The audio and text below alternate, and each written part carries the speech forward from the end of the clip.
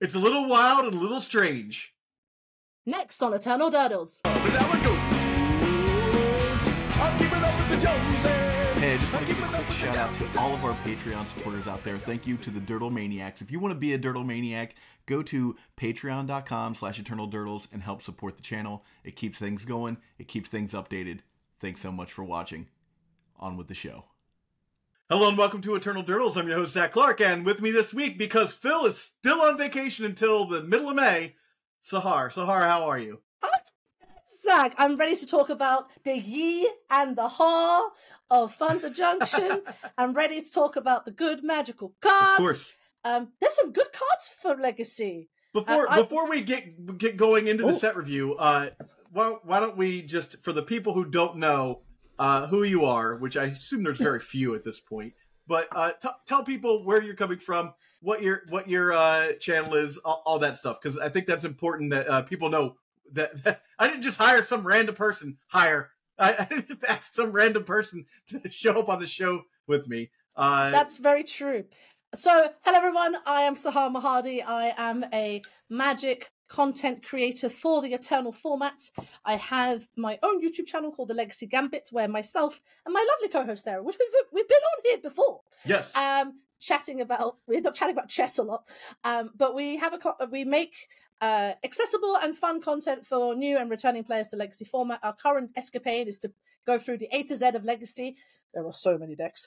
And on top of that, I kind of play Legacy and Vintage quite a lot, talk about it quite a lot, and I'm kind of passionate about sort of representation in Eternal formats across the board. And normally you can hear me at events, just I'm a homing pigeon for most people. My voice just carries. But yeah, I'm super passionate about the format, and I'm excited to do this because I got to do a pre-release, and the set's sweet. Yeah. So I'm excited. This episode is brought to you by Tales of Adventure. Go to toamagic.com and use the code DURDLES for 5% off your order. You'll be directly supporting the show, and you'll get the entire order in one package. No more waiting for several packages. That's toamagic.com, code DURDLES for 5% off. All of Sahar's links will be below, so make sure to follow all that stuff as well. But let's get into the set release for Thunder Junction.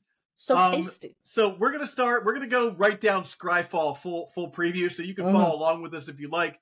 We'll toss cards in the middle so that you can read them if you want to read them as we're going here. Yeah.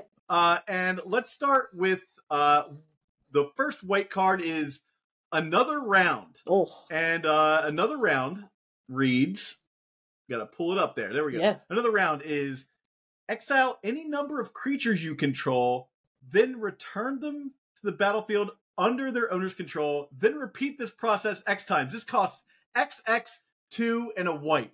So much mana. That's so much mana. It's so much mana.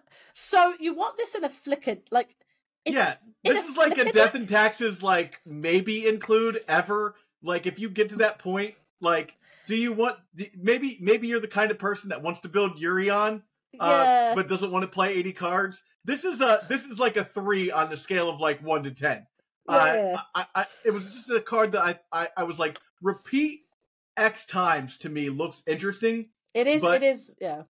But I don't think this is going to be like a big role player in the format. No, but it is interesting. Like anything of it, again, there's a lot of good ETBs in Legacy.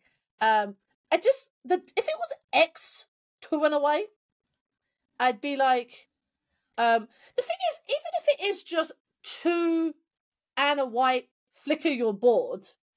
Like, let's forget the repeat this process bit for a second.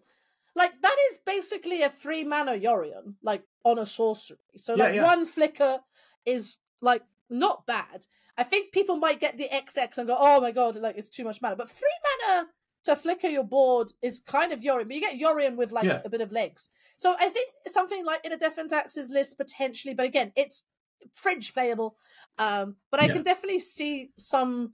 D&T nerds probably giving it a go and being imagine spending 5 mana on this and just getting to flicker your what is it, Skyclave Apparition like twice, have like 3 Skyclaves in play and you're just like, bah! I love that. But there's probably also some like I don't know what the combo potential is, but there's got to be something where you just flicker like infinitum, and it comes in and out like that. ETB trigger, like if leaves trigger, like there's got to be something. But again, I am not that person to figure that out. But interesting card. I think it is probably going to see play in something else, but for Legacy, I think this may be a little bit expensive. This is going to be one of those cards that's going to get you one time, and you're going to be like, and then you'll never see it again. Exactly. It's like comes and it goes. A card that's a little more on the scale of maybe playable is Aven Interrupter. That is a 2/2 for 1 and 2 white. It's a bird rogue, flash, flying, and when it enters the battlefield, exile target spell. It becomes plotted, and then spells your opponent's cast from graveyards or from exile cost 2 more to cast. That is correct. This feels like a card that I could see in Death and Taxes. Yeah, it's being able to exile the spell on the stack, and it costs 2 more is quite nice. Not to mention, like, it delays that spell for at least a turn, right? Yeah, at least, yeah. And makes it hard to cast. And it effectively counters spells that can't be countered. Yeah, to put stuff through Cavern of Souls or anything like that. I mean, Spell Queller sort of did the same for like 4 or less. The plotted, I mean, they get to cast, I mean, it's going to cost them 2 next turn to cast. So, that paying its mana cost is going to be costing 2 more. So, like, it's not that it's gone forever. It's not that. I think being able to hit like a big payoff card, like if someone's comboing off and you're like, no. Like, that's kind of cool. Yeah. I could see it for something like D&T. Someone said it Stopping for... like a breach... what is it? Beseech the mirror? Yeah, something like that. Like a big like storm payoff or something. I think that's going to be super sweet. I think for D&T, this is definitely something... Again, it's got the magical 2/2, so it can get Recruiter regarded. Someone mentioned this for Initiative, and I had to remind them that double white in Initiative is very hard to cast. I looked at this card, and our community was like, I was like, no, Habibi, look at that double white pip. Do you think you're casting... I was like, you're not casting that.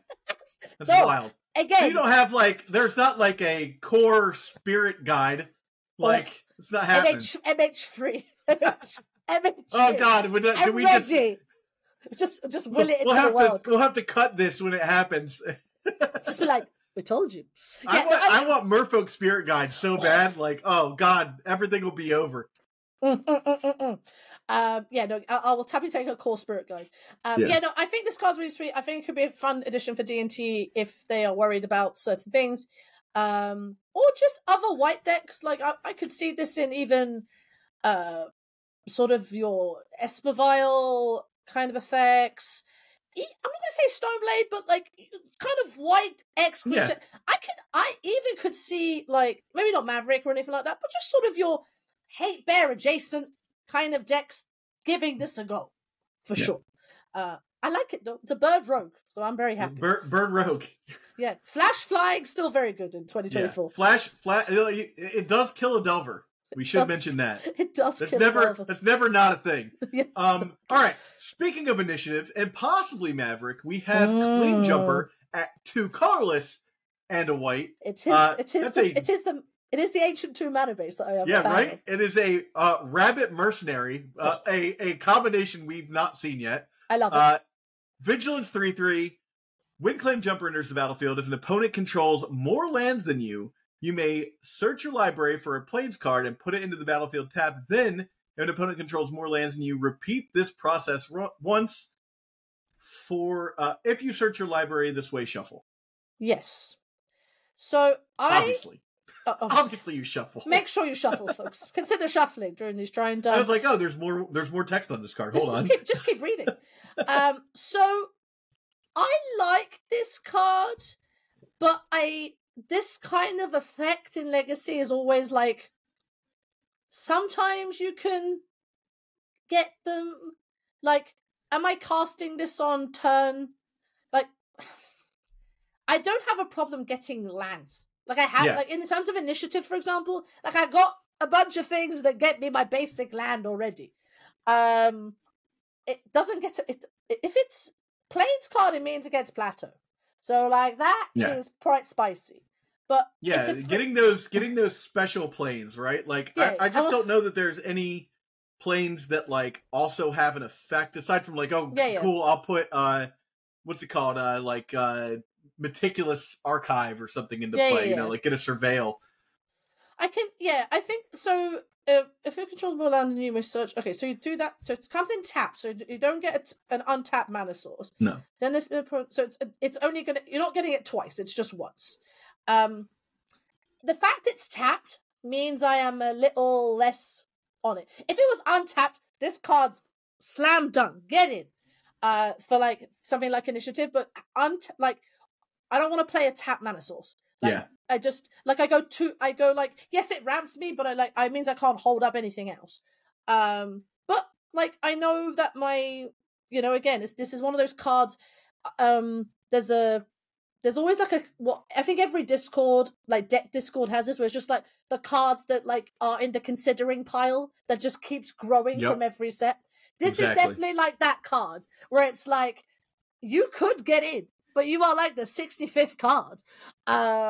But I mean, it's definitely one. I feel like this is more of a commander card, like not like for commander or for multiplayer decks, because you can definitely get like 2 lands out of that exchange, and that's like absolutely busted.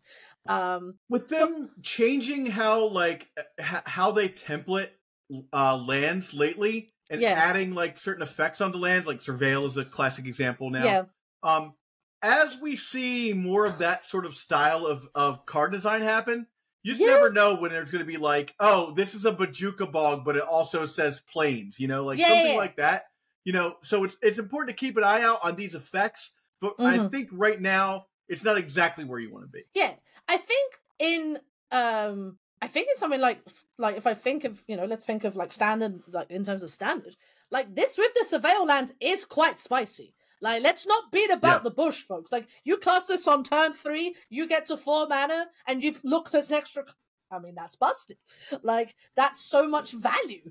Also, to free of vigilance, like it's this thing has got a, you know, attack, and it's going to attack. It's a body. It's a body. It's a good body. But I think in Legacy, yes, this casting cost is very attractive. But I think you're right, Zach, that until we see something where a Plains has extra utility. I mean, if you see it, hit me in the comments. Yeah, exactly. You know, like I'll be the first one to be like, oh, cool. It was like flags. I think it's like flagstones. Flagstones of Trocure. Yeah, like something like that. It needs to be like that level of like land for us to kind of be like, oh, okay. Yeah. But Surveil, just for the Surveil lands, I think this is probably not. Like if it was islands, right? Like in a second. Oh, you know? Absolutely. Oh, yeah. But Mystic Sanctuary, boom. Yeah. You know? I feel like this kind of effect is very much you get on white cards now, because, you know, historically white didn't draw cards and white didn't ramp. And now white can draw cards and white can ramp. So, you know, white, one of the best colors of Magic. Eternal Dirtles is proud to be sponsored by Moxfield. Moxfield is the best Magic the Gathering deck building website on the internet. You can create, share, and find decks from Commander to Legacy, and even fan-supported formats like Pre-Modern and Old School. You can see all of our decks on our Moxfield. Follow the links below to stay tuned. All right, so let's move on to Final Showdown. Do you want to read that one? I will. Give me 30 seconds. Okay, folks. So, this is 1 mana, but it has a little plus sign because it's spree. It's a new kind of mechanic. It's like, I want to say it's like Kicker, but it's like Kicker adjacent. So spree, so you can choose 1 or more additional costs. So +1, all creatures use ability at the end of turn. The other +1, choose a creature you control against indestructible, and then +3 white, so 5 mana, destroy all creatures. So you can do 1 or all of that. So for 5, 7, 8 mana, you can, all your creatures use ability, 1 creature gets indestructible, and you destroy all creatures. But the fact that this has the modality gives it a lot of potency. Now, I am going to say this off the bat. This is not dressed down in white. No. Okay, folks? I'm going to say, you know, it's a one-shot effect. You can kill the constructs that you're worried about, because that is what my thing was, I can kill all these Urza Saga constructs that I'm worried about. I don't know how this works with Thassa's Oracle. Does it? I think is it one of those things where it still happens? No, it'll hit. I think it considers creatures in play, so it's not like Dress Down where like it's in play and the creature hits the board and has nothing. Like once it hits play, it's got it. Or if you cast it after this, I think it's still going to have it. It doesn't like create some sort of a layer onto the board that like creatures can't be cast into. So I think I don't think this can do the Phyrexian Dreadnought thing like Dress Down can. So the one other thing to note from this, Spree doesn't change the mana value of this card, so it does get hit by Chalice. Goodbye, Chalice. It's like okay, this is still a 1-cast card. You've put 1 million mana into it. Saying that though, I think it's a nice flexible card for white X base decks that aren't blue. So I think again, it's one of these cards. It's like it's like a maybe card for like maybe initiative or like something like Maverick. I can even see a world where like something like this is an option. But the fact that Spree doesn't, for me, the two thing is it's not Dressed Down. It's not if this was Dressed Down in white, I'm taking it. I'm literally throwing it into every deck you can buy. And the fact that Spree doesn't change the cost. Obviously, in older formats like ours, like Vintage, this with Dreadhorde Arcanist, rest in peace, THA, is absolutely busted. But unfortunately, Dreadhorde Arcanist is banned in Legacy because it died for Delver's sins. But it's, I like it. I like these Spree cards. There are more later in the set review we'll talk about, but I like it. But I just think it's not good enough. Yeah, potentially. Fair enough. All right, let's talk about 6 about 10. Let's go to Fortune Loyal Steed. And that is a look at that again with that Ancient Tomb mana base, right? 1 white and 2 colorless for a legendary beast mount. Yes. When it enters the battlefield, scry 2. It's a 2/4, and whenever Fortune attacks while saddled at the end of combat, exile it and up to 1 creature saddled, then return them to the battlefield under that creature's control. I was like, oh, hold on. I'll just let Sahar talk about that. Yeah. This again, I saw this card kind of in the thing. So the thing that excites me is that you play your initiative threat, you saddle it, and then you flicker it. Of course. That's exciting. Scry 2 is actually really relevant. Again, I wonder if this is, again, similar to our rabbit mercenary friend from earlier. Yeah.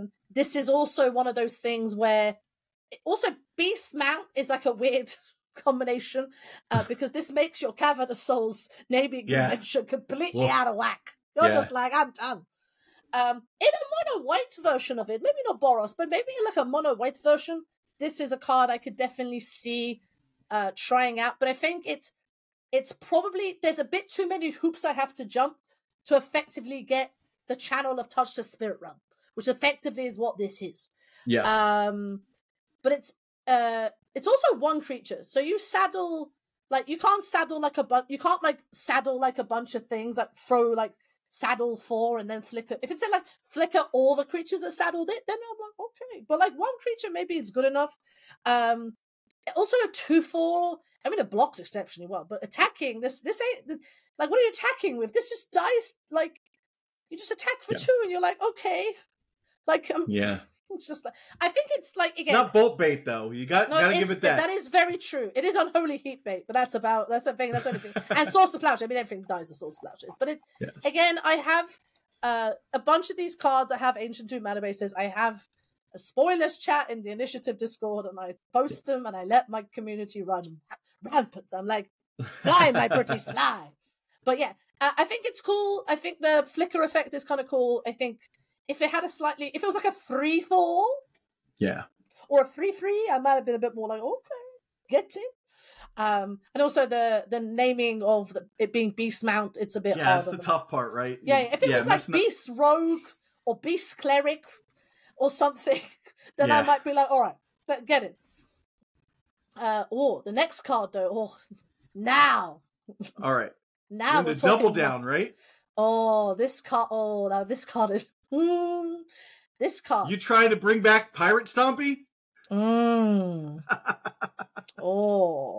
Double Down is a 4-mana enchantment that is 3 and 1 blue for a enchantment that says whenever you cast an outlaw spell, copy that spell. That is assassins, mercenaries, pirates, rogues, warlocks are all outlaws, and they become a token.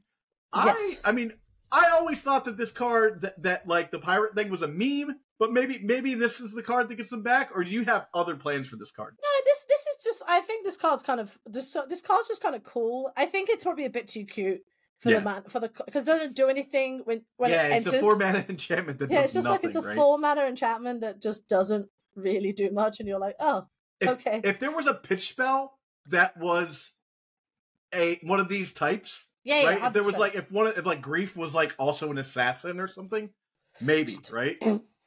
Just Are like elementals outlaws? I feel like elementals should be outlaws at this point. There should be outlaws at this point, 100%. Or there is one card we've missed in white. I've just realized. Oh, what is that card? High Noon, my friend. Oh yes, High Noon. Oh, now I'm excited about Double Down, but High Noon. Let's talk about High Noon. Okay, folks. One and a red. Oh, one and a red. One and a white. Don't forget about the red. Yeah. The red's coming. It's an enchantment. Each player can't cast more than one spell each turn, and for 4 and a red, sacrifice it. It deals fire damage to any target, not creatures, planes, all of them. It don't matter. Now, this is where you want to be if you're like, it costs 2 mana, so you're not going to hit your own it's not going to get hit by your chalices. Yeah. It's also red, so for you pink initiative players. That's not what we call us, pink initiative. Yeah, you guys are definitely. I call us, I'll put pink. It's a card. Again, it's not Deafening Silence.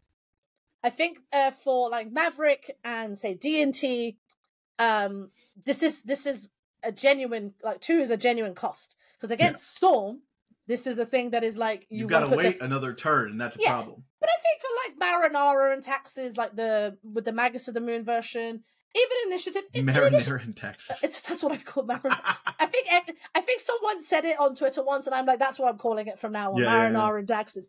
In Initiative, it's also interesting because I'm like, it's definitely, the problem is we already have these effects. And the dealing 5, I got Solitudes and Swords to Plowshares and 4 Ferret Lingers. But I think it's an interesting card. I think this having another effect of this is kind of neat. And I think in decks where the one spell each turn isn't an issue, I think it's something for like other white decks that, this isn't an issue. So something like Maverick or even something like Depths, for example, like just having this like enchantment that is like, okay, well, I have like this red to dome you. Even, I'm going to go on a massive limb for a second, a deck that hasn't existed in forever, Enchantress. Although Enchantress is probably not that good because it was spell each turn. But you can bring it back. Again, if in older formats, like Vintage, for example, if this with a certain cat is quite good. But I think in Legacy, I think the other thing about this card is that if you were at a point where this card's hindering you, and you have the mana to cast multiple spells a turn, you just sack it at the end of your opponent's turn, deal him 5, dome them, right, and then start spelling off. Yeah, just go, as they say, go king or queen. Like this. Yeah, this is definitely one that is one I definitely, I'm gonna keep an eye out. I'm not sure where it's gonna land, but I definitely think it's one thing. And then one final white card. Sorry, I forgot this. There's one last one. We got one more, which is Requisition Raid. Now, Requisition Raid, folks. This card, I was like, okay, now this is probably the card I'm actually quite excited about. Well, you're gonna have to read this one because I don't even see it. Oh, hold on. Is it Requisition Raid? Let me get it up. There it is. Requisition Raid. Well, one white. It has spree. Yes. Each of the sprees costs 1. And we've got destroy target enchantment, destroy target artifact, or put a +1/+1 on target creature. On each creature target player controls. Each creature. Now. Okay. You're talking my language. This Again, we're back to the spree things, folks, about the modality and the scalability. For white decks generally, you can from Deafened Axis to Initiative to everything else in between. Maverick, Esper Blade, or whatever. There sure are a lot of enchantments to hit in the format right now. Between Beans, Leyline, Urza Saga. You know, Urza's Saga is a perfect example. Blood Moon, you know. As many as you want. Yeah. Now, the fact that this is the same cost of a Loran, potentially, for the artifact enchantment bit, and that only hits one thing, whereas the same cost of a Loran of the third path, I could hit two things, or I could hit one thing and buff my team. I think that's a no-brainer. Like, this is the card I'm actually excited about. I will say I'm not a Death and Taxes player. No. So let me start by saying I don't know for sure, but I think because this can't be blinked, they're going to be like, nah. Yeah. For me, the sorcery speed is a thing, but again, you have Loran, so it's like. Yeah. But I think it's a card that just watch out for, because I can also see it in like what an absolute blowout if you end up spending 4 mana on this. Well, even think about it in sort of your white X mid-range control decks, like as a way of like it being a bunch of things that you worry about that you can then hit. Like, yes, it being one Chalice of the Void. There's a Trester elephant in the room, but I think it's the you can skate. It's like Return to Nature, but you can choose, like, you can add a bunch of mana into it. And if you go 4 mana, destroy your Urza Saga, destroy, like, I don't know, like a construct token. Let's against Painter, for example. You go destroy your Urza Saga, destroy your construct token, and then buff my entire team, and then attack you for like 12. It's like, okay, yeah, sure, I'll take that. For me, it's the +1/+1 counter. That's the one I was like, what did you say? 2 mana, I could buff my team. Yeah, I love that. So yeah, this is like on my top cards of the set at the moment. All right. Okay, so moving into blue. Yes. Duelist of the Mind. Let's find Duelist of the Mind real fast. Nathan Stoyer. Nathan Stoyer. Yeah, has a card. The world champion. Whatever year they. I can't read Roman numerals. 2023. 2023? Yeah, sure, we'll go with 2023, the year that would have made sense. Right? Last year's world champion, Nathan Stoyer, he has said that if people tagging him, he's giving away one of his cards, like signed, I think, which last I checked on Twitter, which is kind of cool.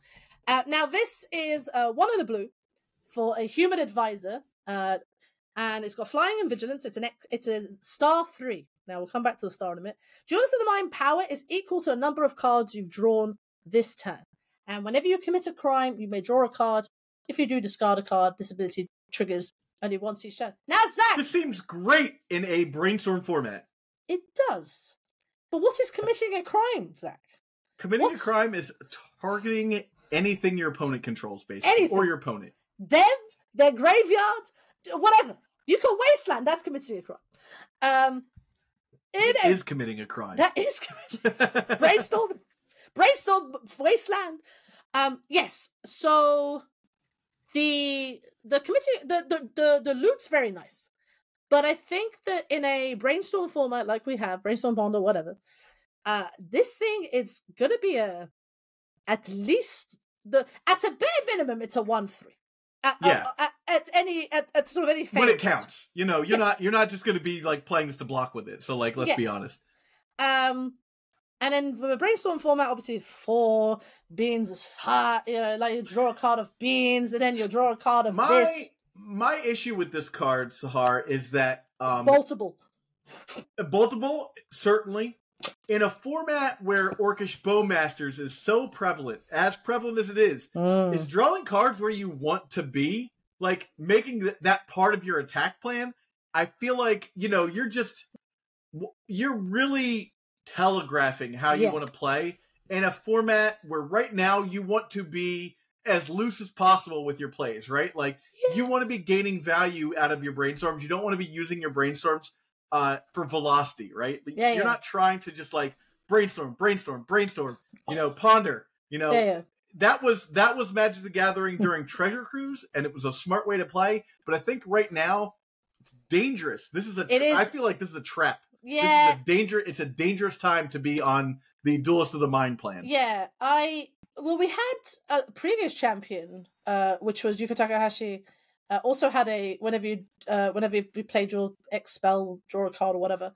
I think this is a card that I think in your blue control decks, they would probably look at it and then go.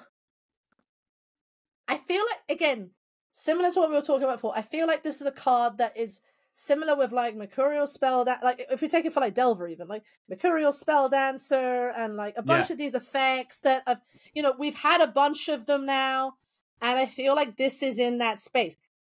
The loop though is the fact that triggers only once each turn. Like this is gonna be a common theme. I feel like that is probably the designers were probably just like, okay, if we can't let we can't just constantly, if someone like you storm off and then you just draw a bunch of cards while you're at it, it's like, oh, that's not good. Yeah. So I think the once each turn makes sense. I think people will try it, but yes, Orcish Bowmasters makes this a bit more and we'll see where we are with Orcish Bowmasters in like a couple of months. Like maybe that card stays in the format, maybe it doesn't. Maybe we a Brainstorm alternative gets printed that we don't need to be drawing 3 cards and putting 2 back anymore. That's very true. If only. MH3 is mere months away, so like exactly, anything can happen. Let's see where we're at. But the next card, Zach, this card, look at him.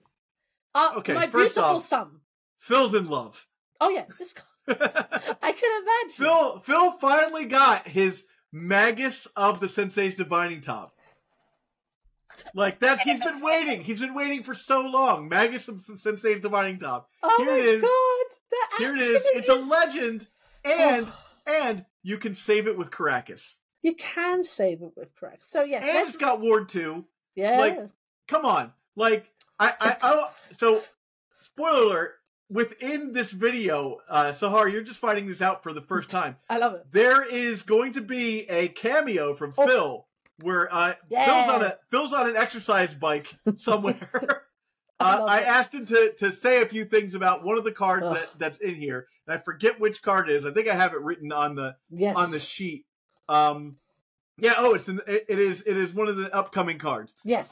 So Phil will talk about that card. I was gonna have him talk about this card too, but I'm like, nah, I want to talk about this one. This is such a cool card. Yeah, 3 mana for a 1/1, not great. Ward 2. We're getting better. Yeah. You may look at the top card of your library at any time. Yeah.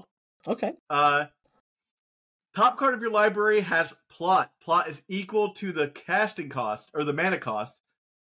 So decks that we don't want to see this in, Beans, for example. we're not plotting out a Scion of Draco, right? Yeah. And then you may play non-land cards from the top of your library. Yeah. This is where it gets pretty interesting, because you could plot out a bunch of cards on one turn, right? And then cast them the following turn, or... As long as Fblthp stays in play, though. Yeah. What? I mean, look, a certain patchwork automaton has gone to show that Ward is a... We're going to come to the 8-cast fan club in a minute, but this card is interesting because I think now you said Magus at the top, that's all I think about. But the plot. So, but what are you plotting? The thing is, you don't want to plot a cantrip. No.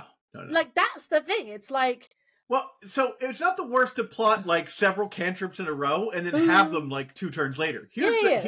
So you mentioned Patchwork Automaton, and I want to glom onto that for just a second, because Patchwork Automaton is great. As an 8-cap player, it's great because you're getting it down before your opponent has the 2 mana. You're probably going to get an attack or 2 before your opponent can even reasonably attempt to get it off the board, right? Correct.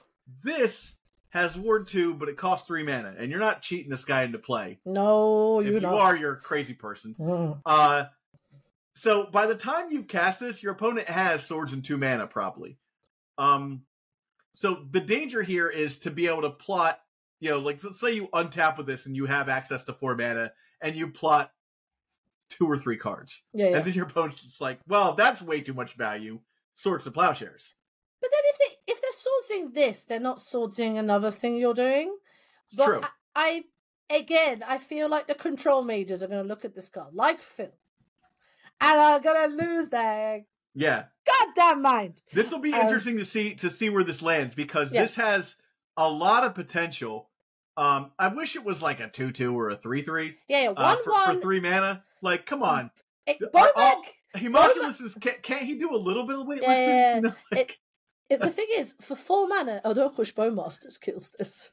Let's not beat about that bush. Yeah. Bowman can kill this. Yeah. So Ward 2 is definitely, I think the Ward 2 kind of tips this over the edge.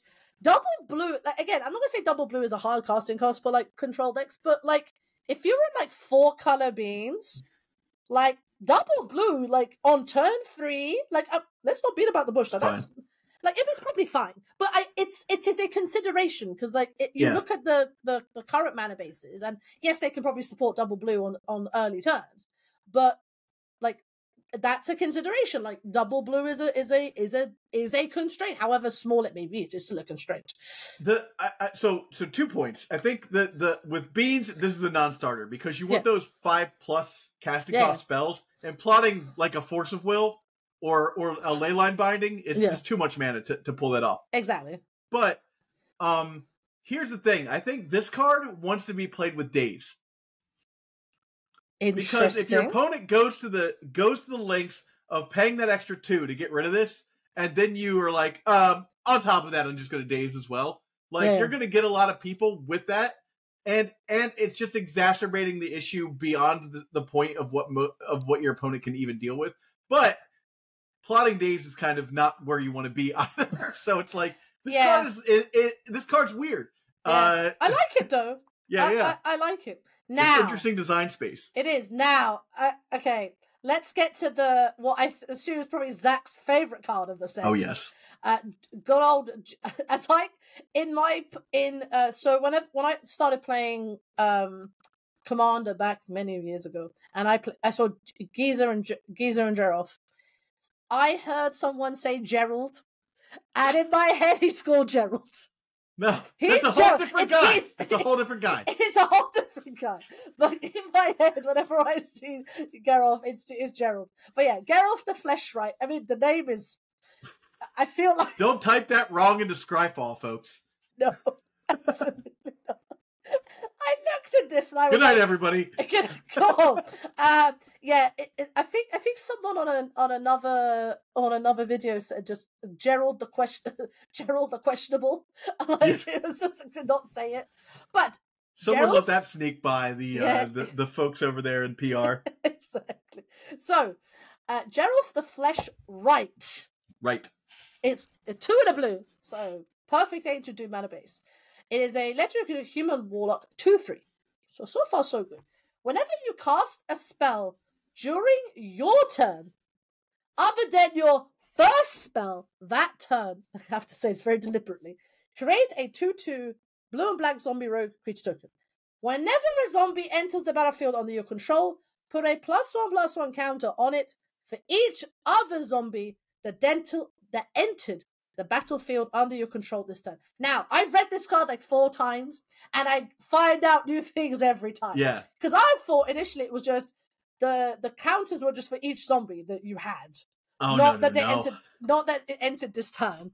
I thought it was whenever you cast your first spell other than your first spell, not that turn, just that. Now, Zach.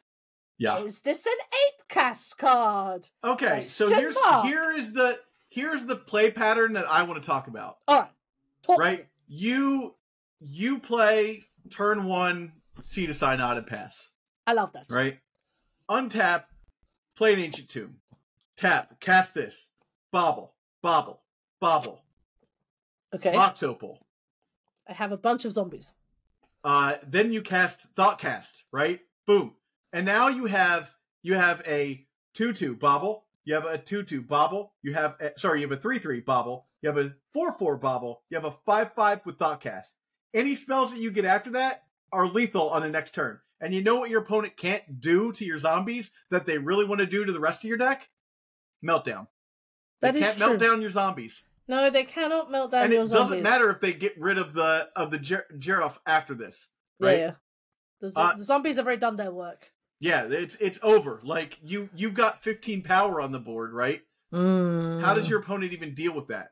I think this is the card that is going to put 8-Cast back on the map as far as being one of the top decks.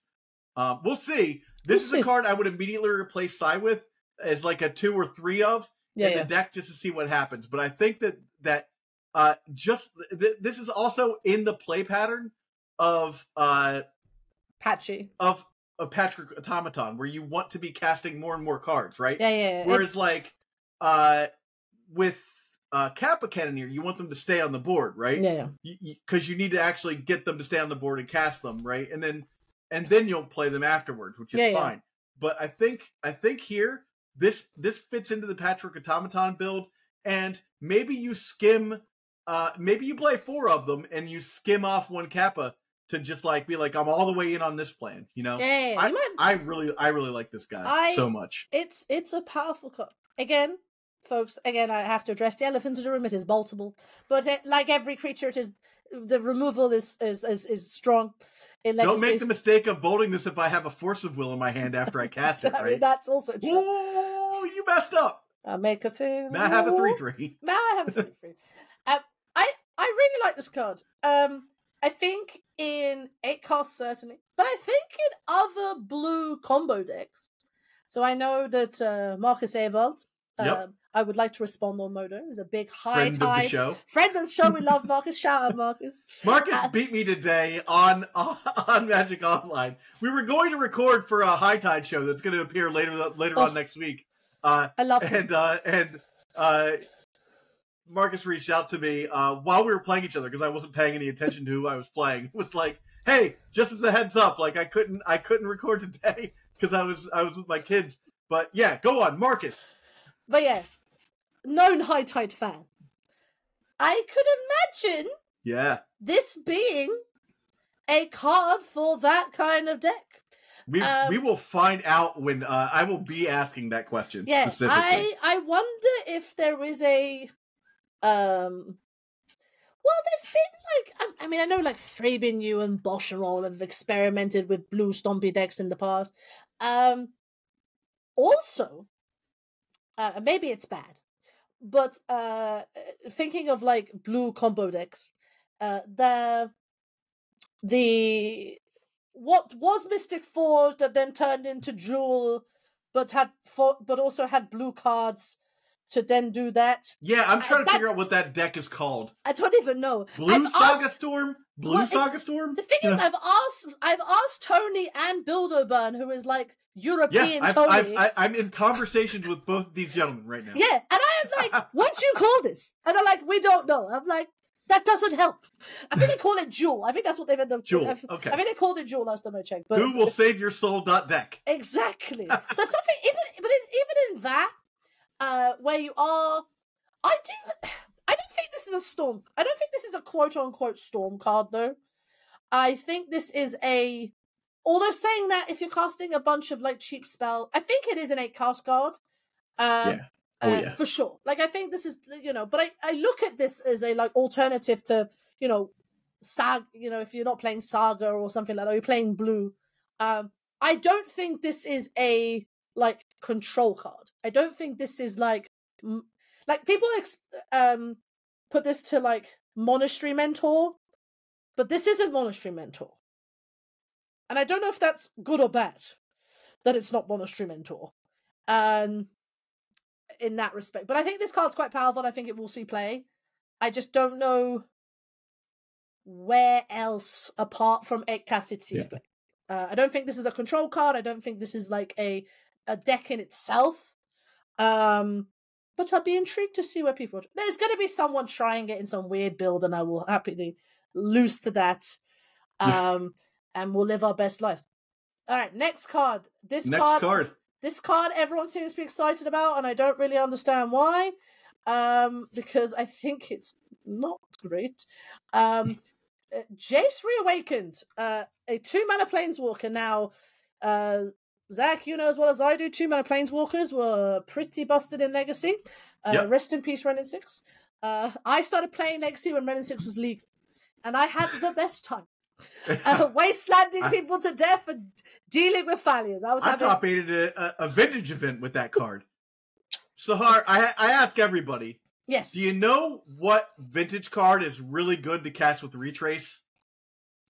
What's Habibi? Tell me. No, you gotta guess. Ancestral Recall. Ancestral Recall is good. Good. It's a good card, but it's not Time Walk.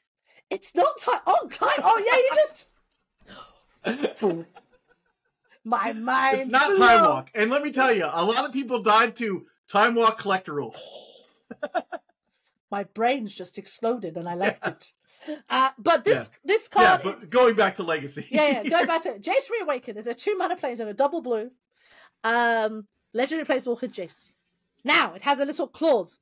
You can't cast this spell during your first, second, or third turn of the game. This is Sarah Avenger, a text from many, many years ago. Love that card. And so, but what does it do? +1, loot. Draw a card, discard a card. Very nice. +1 again. What? 2 +1s. What is this? It's too many +1s. They did not learn their lesson from Oko. You may exile a non-land card with mana value 3 or less from your hand. If you do, it becomes plotted. And then until end of turn, whenever you cast a spell, copy it, you may choose new targets for a copy. Now. So before we evaluate this card, Phil and I covered this for about a half an hour on another episode. So I'm going to link that episode up here somewhere. And then I'm going to let you talk about this card. What do you think? It doesn't protect itself. Like, that's my first... It doesn't protect itself. Not being able to cast it until turn 4 is a pretty big downside. Now, can you try and reanimate it? Or find a way to bring it out earlier? I don't know how. There must be a way. Here's my thing, Sahar. I would pay 3 or 4 mana for this Planeswalker. In a fair game of Magic, in like a game like a standard match, right? Yeah, 100%. 2 mana feels like a discount, right? A little bit of a discount. Now having to wait a couple of turns to put into play until you have the 4 mana, which means you can protect it technically, right? True. You have mana open. You can Swords of Plowshare you can you can cast things afterwards, right? So I think that we have to not look at that original text as a constraint limit as much as it's a discount. This card should cost 4 mana. True. But it doesn't cost 4 mana. It costs 2 mana, but they're not letting you play it until a bit later in the game. Now, let me elaborate on the protection. Yeah. Other planeswalkers will have a creature that typically might come with it, or a way to try bounce, it, bounce or whatever. Like the original Jason Miles got to bounce something, and it being on, it goes to 4 loyalty. Like that's pretty good. I think a lot of blue mages will try this card. Also, blue. If you're casting it on turn 4, you're going to have blue. Yeah. So I think that element is there. Again, I am not a full, like, I love blue. I enjoy playing blue cards, but I'm not like what you call a blue mage. I like this card. I just don't know where it fits and where it has a home. Like, it might be control, potentially, but why would you cast this over something like Teferi Time Raveler? Or, please insert Planeswalker you've played in the past. Yeah. I find it interesting. Again, in older formats, I think this being brought back with a certain cat is kind of interesting. But I think for Legacy, I just don't know where you would play this, that those effects matter to you a lot. And it draws cards, which is, right now, not a bit of a hindrance. Yeah. It's a bit of a hindrance. Yeah. You basically go to activate this, they shoot your Jace, and then they bolt it. And it's just like, oh, well, that's just dead. Since we've talked about this card, a concept that I thought about that was sort of interesting was, the second +1 is to exile a non-land card with converted mana cost 3 or less, right? Yeah. How do we feel about Show and Tell maybe being back on the map?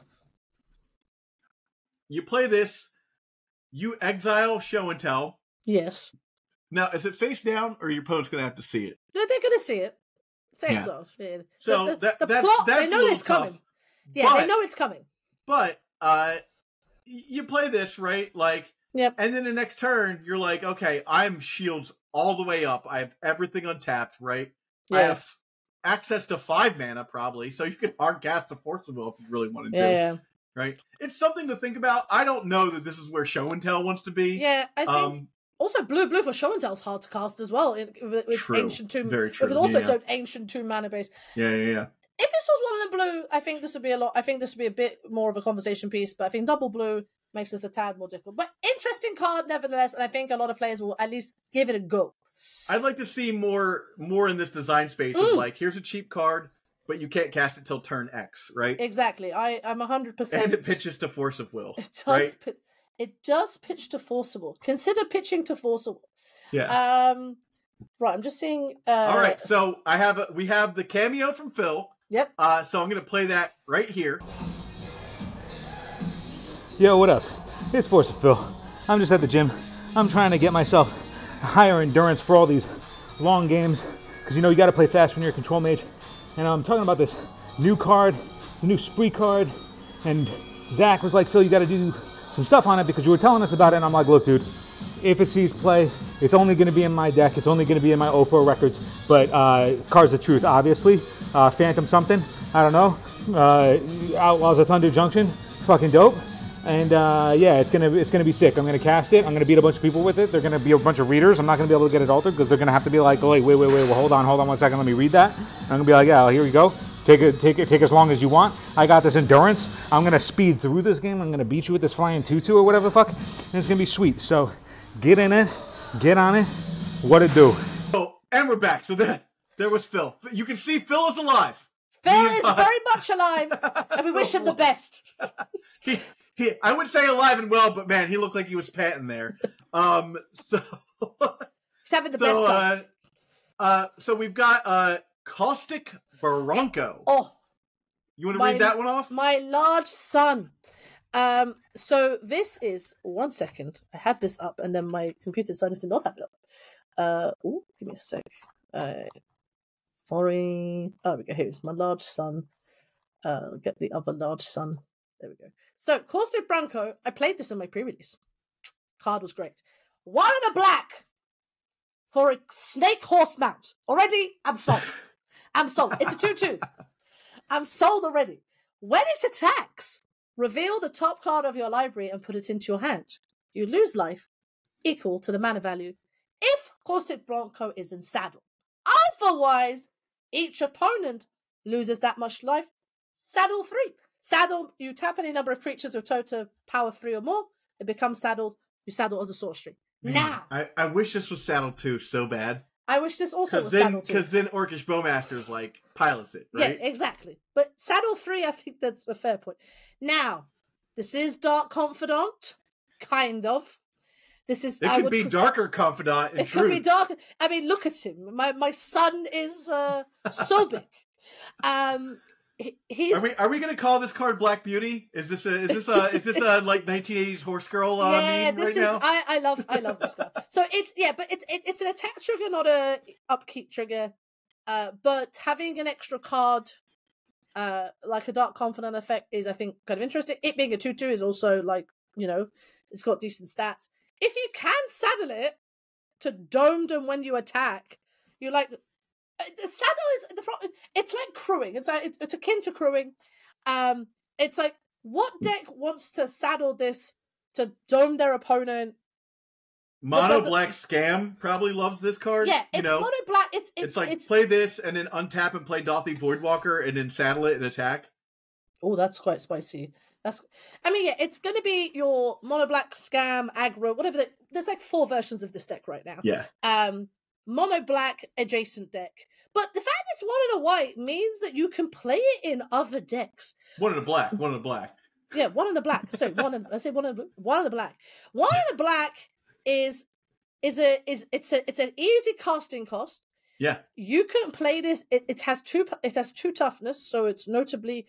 I'm not saying this is like a Death and Taxes card. I don't think it is, but it's in this kind of realm of value-oriented creatures that accrue you value. Like this is, it doesn't accrue value immediately, but hey, attack with the thing, get your value. Like not everything has to be on enters. You can. I think if this card didn't have so this card has the Dark Confidant end, and then it has like what I'll call Darker Confidant, where it deals the damage to the opponent. If it didn't have Darker Confidant, unplayable, right? But the fact that you can get that like, just okay, I'm attacking with this. Like, what are you at? Like 6? Yeah. Let's hope I get. Like so. I think especially in decks that are playing Troll of Khazad Doom. Where you're just like, bam, hit you on the head with the Troll of Khazad Doom, put it in my hand, cycle it. I think that is an area where it's kind of interesting. But I say all that to say this: it's just overall, I think that this is a fine card, and it might see a little bit of play in like as a role player in a black deck. It is still a 2-mana 2/2. Let us not beat about the bush, folks. This is still a 2-mana 2/2. That needs a little bit of work, and it needs to attack. The fact that it needs to attack is a little asterisk against it. But it is I caught the Darker Confidant part of it. It's good. I think it's the way I've described it is it's Bob at home. It's not. Yeah, it is Bob at home. It is Bob at home. Is the best way to describe it. But I like it still. I think in the mono black decks. Being able to draw extra cards is quite spicy in the deck. There's also, I think, the more aggressive leaning versions of those decks rather than the more like the Helm versions. I think this like Stalactite Stalker and things like that. I think could be an interesting thing. Next card. Oh, now this is Insatiable Avarice. Oh. It's another spree card. So this is This is one of the black ones. So 1 black plus 2. Search your library for a card, then shuffle, then put that card on top, so Imperial Seal. And then plus black. Target player draws 3 cards and loses 3 life. So for 5 mana, you can Imperial Seal and then draw 2 cards and lose 3 life. Now, do I think this card is good enough? Do I think 3 mana for a sorcery speed Imperial Seal is good enough? No. Do I think triple black to draw 3 cards and lose 3 life? Maybe is fine. But again, I don't know what decks to play. Like, you want to play it in Doomsday? Yeah. Like, maybe? Maybe, so I talked with Eric Redkowski about this, and Doomsday is like a maybe include. Yeah. Kind of But where I like this card, and this was in the same episode as the Jace episode that we talked about, where I like this card is like, if you're just like, what are you at? Oh, okay, cool. You're going to draw 3 since you're tapped out, and you're not like a Force of Will deck or something like that, right? You're going to draw 3. My Orcish Bowmaster is going to dome you for 3. You're going to take 3 off this, and my 1/1 becomes a 4/4, take 10. Right? Like, you can do 11 damage with this if your opponent isn't paying attention, right? True. Very true. But triple black? Triple black is a lot. That is, like, in my head, triple black is only reserved for Dark Ritual enthusiasts. Triple black for, like, what? Are you thinking about this in, like, Delver? Habibi, triple black. No. This is like, this is a mono black situation. This is a mono black, okay. The only time you're going to cast this is if you're, like, if you're in that budget mono black scam list. Yeah. And we've talked about mono black a few times during this episode. Maybe it's the time. This is, I just realized this with Shelley. It says Shelley, Children of the Apocalypse, and Orcish Bowman, all these adjacent kind of effects are very spicy. But yeah, I think in these effects, I feel like the black cards we talk about today are all good potential. Are you okay? Nothing is. Everything's fine. Okay, keep going. I love it. Okay. I'll take a small break. Pat, we're just having a small bit. All right. that with Insatiable Avarice, and actually all the black cards we'll talk about today, they all give mono black, aggro midrange, helm, another toy. And that's never a bad thing to try out. So I think in that respect, I am excited for that. But I think you have to jump a couple of hoops with this card. And again, same thing. Spree has the Chalice of the Void potential effects. The next card is Kaervek the Punisher. Now, this look at my good son. So 1 double black for a 3/3. Whenever you commit a crime, exile up to 1 target black card from your graveyard. Copy it. You may cast that copy. If you do, you lose 2 life. Now, in the mono black decks, you grief them. You Thoughtseize them. That is an interesting effect. Do I think this card is good enough? Alongside that? Maybe. Yeah. I'm intrigued. Again, this is an extra toy. Did these decks get to have? Did we read off what Kaervek does? Yes, I'll read again just to be double checked. So Kaervek Punisher, 1 double black, legendary creature, human warlock. Whenever you commit a crime, exile up to 1 target black card, not target card, black card, from your graveyard and copy it. You may cast a copy. If you do, you lose 2 life. Okay. So this can hit a Thoughtseize. This can hit a Grief. This can hit a Troll. I mean, if you're copying a Troll. Man, taking 4 off a Thoughtseize. Woof. Exactly. Sometimes you take that card out of the hand. Yep. But again, similar to Insatiable Avarice and Caustic Bronco, this is another card. Is it time for mono black to come back, right? Exactly. I mean, it never left, but it's like I want that Godfather meme though for Kaervek. Look what they did to my boy. Yeah, exactly. You know, like Kaervek used to be so big. He was a 7-mana god. You know, like no. He used to be the card this used to be the card you played to get around your opponent's force will when they were tapped out. You're like, I'll Kaervek's torch you. Yeah. If you want to force it, you're gonna have to spend 2 more mana. Now it's like, what's happening over here? I mean, he's living his best life. He's living his best life, and we love that for him.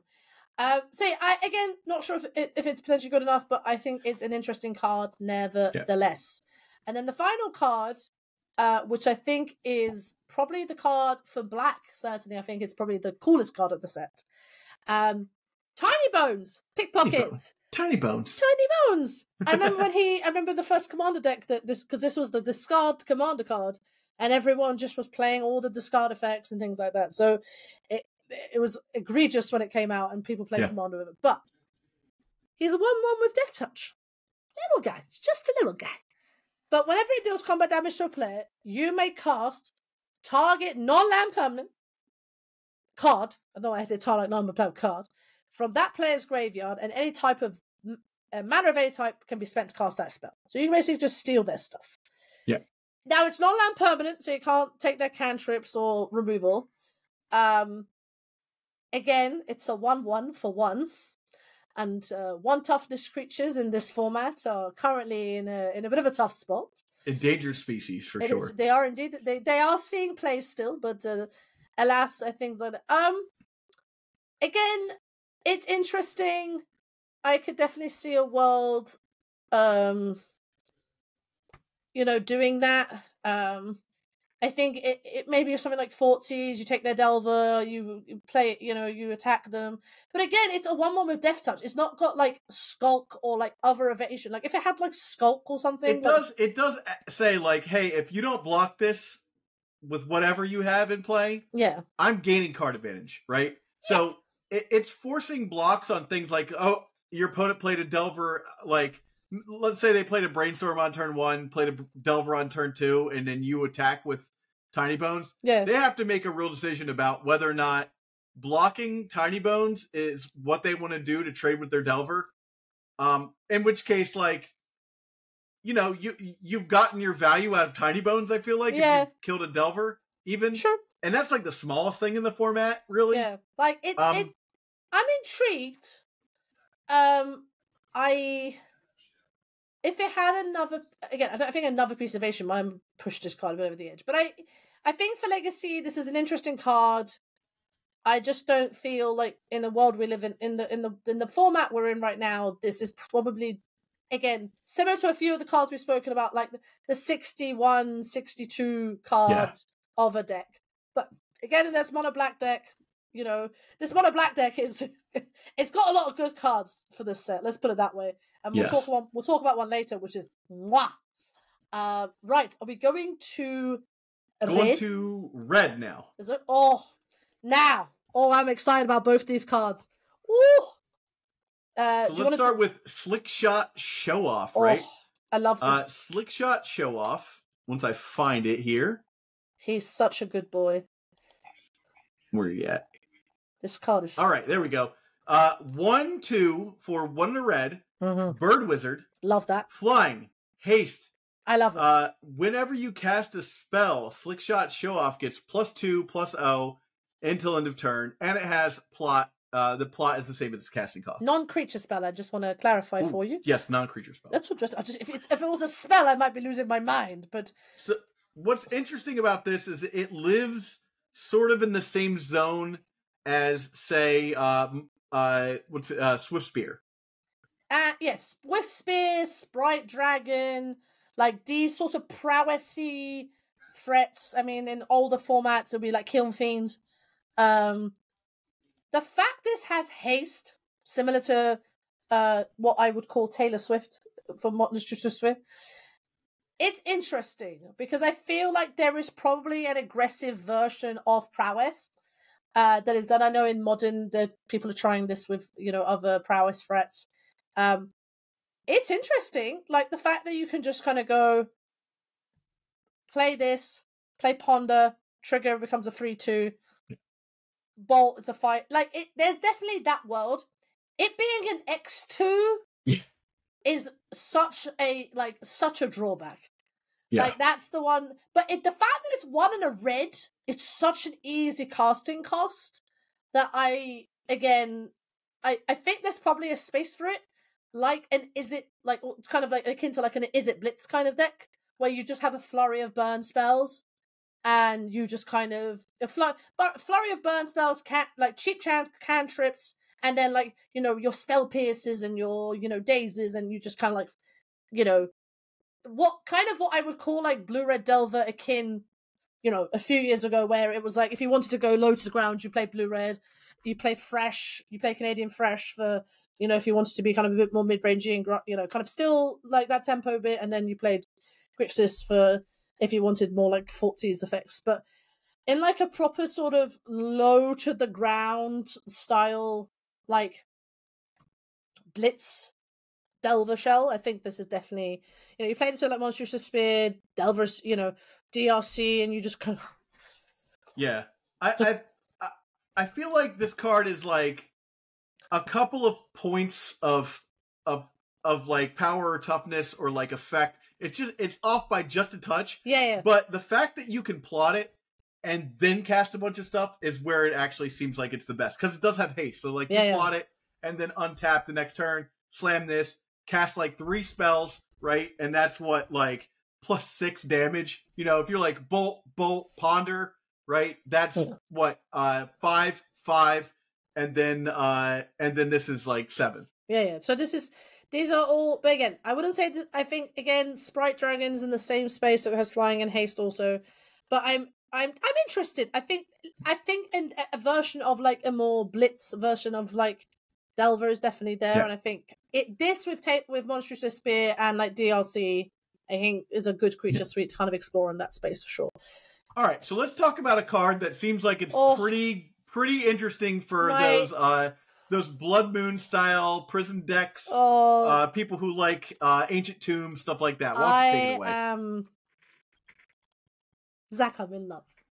I saw this card spoil, and I'm like, look at my son. Don't talk about me or about my son ever again. So, Stingerback Terror. 2 red for a Scorpion Dragon with flying and tramples. 7/7. But there is a small drawback. It gets -1/-1 for each card in your hand. But wait! It has plot for 2 and a red. Now, so the play pattern for this is, it's not I don't think this is a turn 1 thing you do. I think you still play your turn 1, in Fable, Blood Moon, whatever it may be. But this is a turn 2, turn 3 effect. And then this is something like against Delver, you go plot, so they know it's coming. So they're going to have Force of Will, they're going to have the Force of Will ready. If they're going to do anything about it. And then you just go, okay, because you go plot, leave it there, and then when you're ready to like go, you just go, okay, like you like dump out your entire hand, and then you go, here's a 6/6 or a 5/5 or a 7/7. And there's the kind of, and yes, then they have to like, I don't like, how does Delver kill this apart from having a bigger Murktide? Yeah, because it's a flying trample. It's so large. I think the play. I don't think you're casting is like sometimes you cast this on 4 on like turn 2 and you just go like this. I've got a 4/4 on turn 2. Kill it. And against like Delver, they go, it's so big. How do I kill it? Yeah. But I think the play pattern really is the plot, and then when you're ready, you have something to do when you have flooded out or you've just drawn air. Also, I mean, there's definitely a world where you play this if you can't attack. Say you got a bomber, you throw it. That's 6 damage. Like you attack with this and a bomber. They take 9. You throw it. They're taking 15. Yeah. Like these are all the things. How many we have is yet to be decided. Is this a sideboard card? Is yet to be decided. I want to try it though. I don't think I want 4. I think I want like 2 or 3. But the problem is making space for it. This is my main concern in the mono red Charlotte right now. With the way the format is, you have to play on Licensed Hearse. But I definitely like this as a mono red card. I just need to. Me and the mono red nerds. I suspect Fabian Yu is probably making a video about this card. I'm sure of it. Yeah. And I'll see how he builds it in his kind of first iteration. But there's definitely one where you just kind of play 4 and you see what happens. Yeah. But double red again in mono red is not too bad, but sometimes it's a little. I wouldn't say it's a constraint, but the fact that you can do 2 in a red by listing. Yeah, perfect. Yeah. All right. So I didn't see any green cards. No. I don't think you saw any green cards. I did not, which is sad because I think green. Green mages. Yeah, sorry, green but mages. To that end, if you happen to see green cards, Tell type us. in the comments below. Yeah. Get into that keyboard dojo and tell us how wrong we were. One final thing. Now, that's not to say that there weren't any green cards in Big Score, which still doesn't look like there were any. No. Or the Commander set. No. Apparently, there are just no green cards, because we're going to do Big Score and the Commander set as well in this video, which we'll go to afterwards. There's cards that were like cool, but they're nothing that I was like, I want to play this in Legacy. One final thing on the Terror, just as an FYI. It's still annoying that it's not as big as a Murktide, like an A8 Murktide. I'm like, but it's fine. I'll take that. Yeah. I'll take that L for the trample, if nothing else. But yes, enough. So yeah, the lack of green cards. Not to say there are definitely good green cards. Like there is a couple of good green cards. I just don't think there are some gold cards that are green, but like exactly. I'm talking mono green. No, mono green. The mono green cards are cool, but I don't think they are probably legacy playable. Just kind of looking at them. But play them in standard, they're great. Like play them in limited. Just limited for green is mwah. But yes, let us go to artifact. Assimilation Aegis. Oh yes, let us. Yes. This Stoneblade players around the globe are having a field day. So what's this? 1, a white, a blue for an artifact equipment. Equip 2. And when it enters the battlefield, exile up to 1 target creature until Assimilation Aegis leaves play. So it's got like a O-ring situation going on. Yep.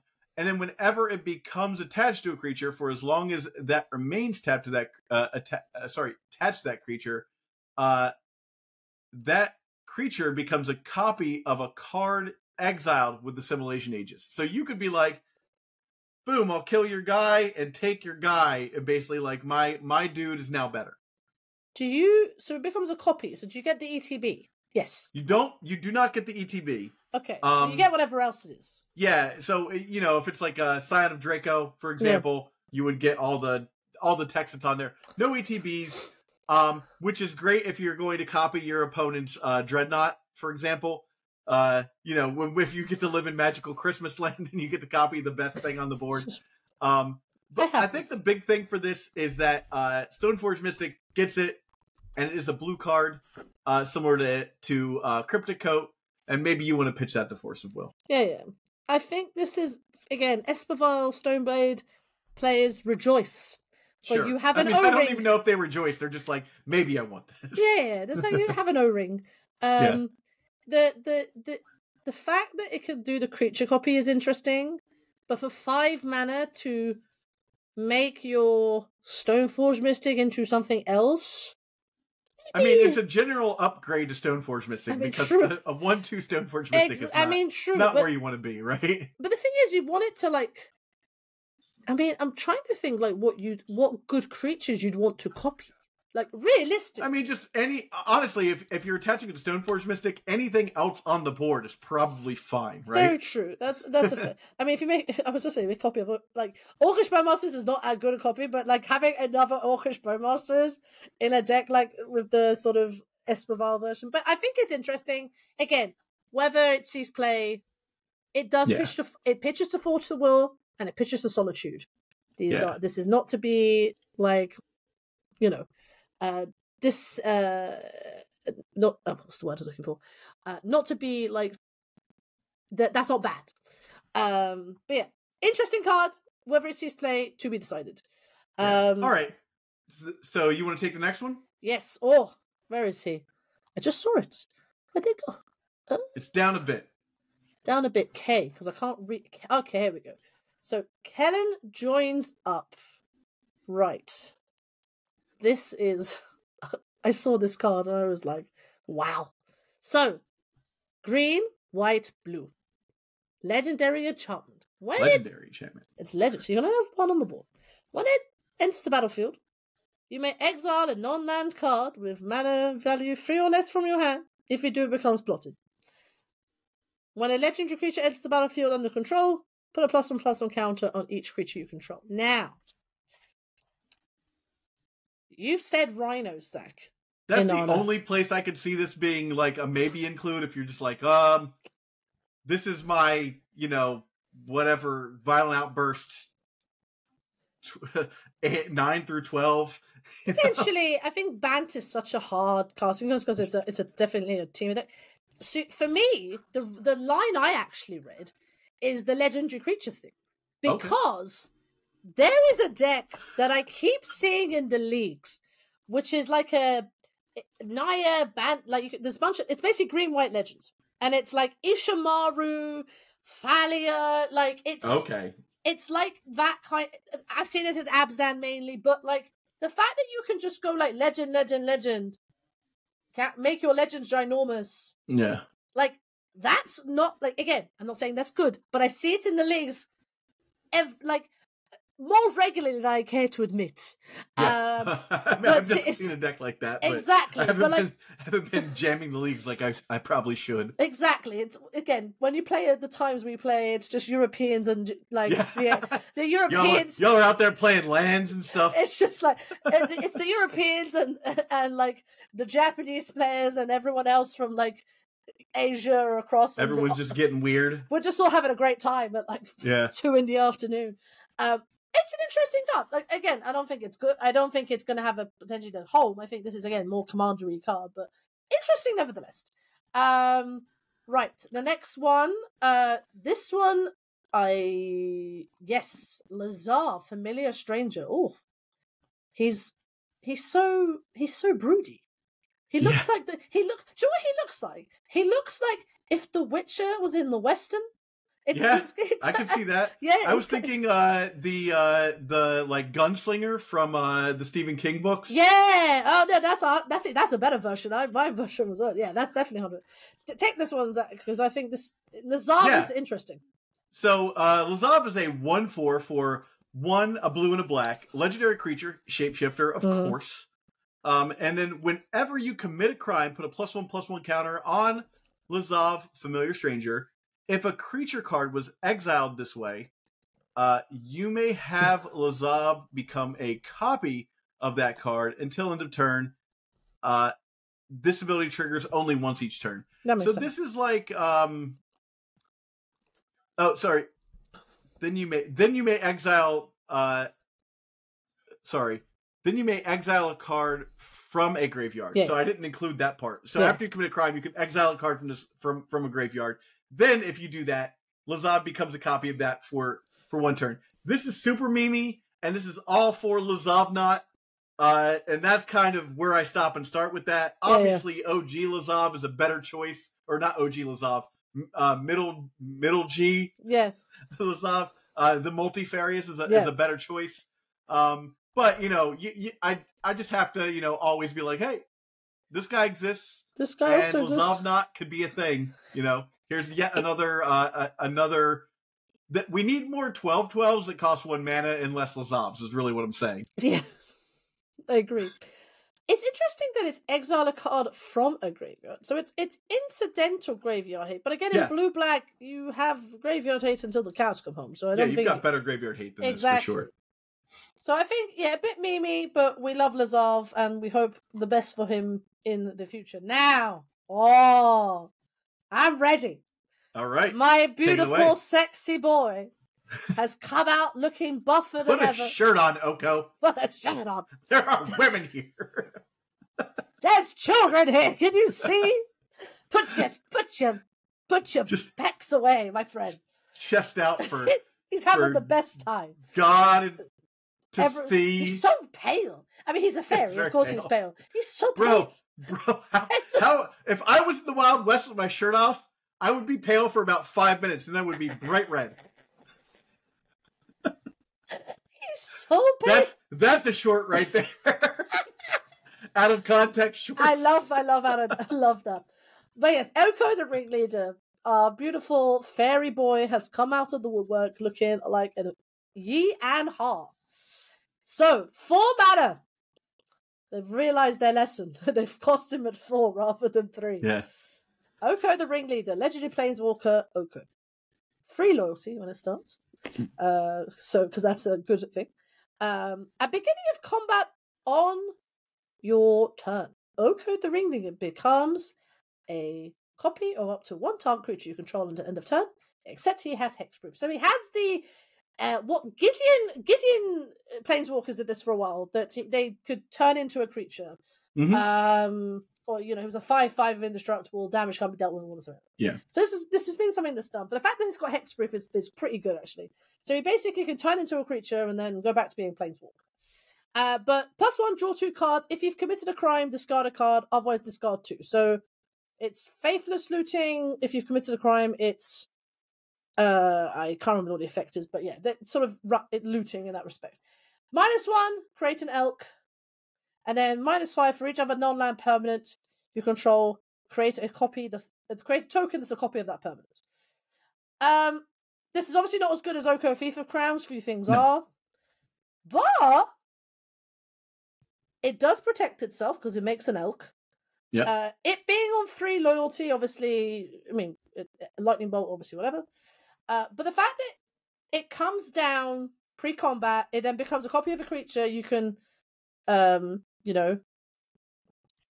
get whatever effect you want, and then you can have it as a copy of a creature. I'm not sure the copying the creature is what you might get out of that, but I'm sure there's something. But the +2 is definitely interesting. Again, what deck wants to play this? I don't know if what blue-green deck wants to play this? This is the thing. What deck wants to play this and basically is replacing Minsk and Boo for this card, right?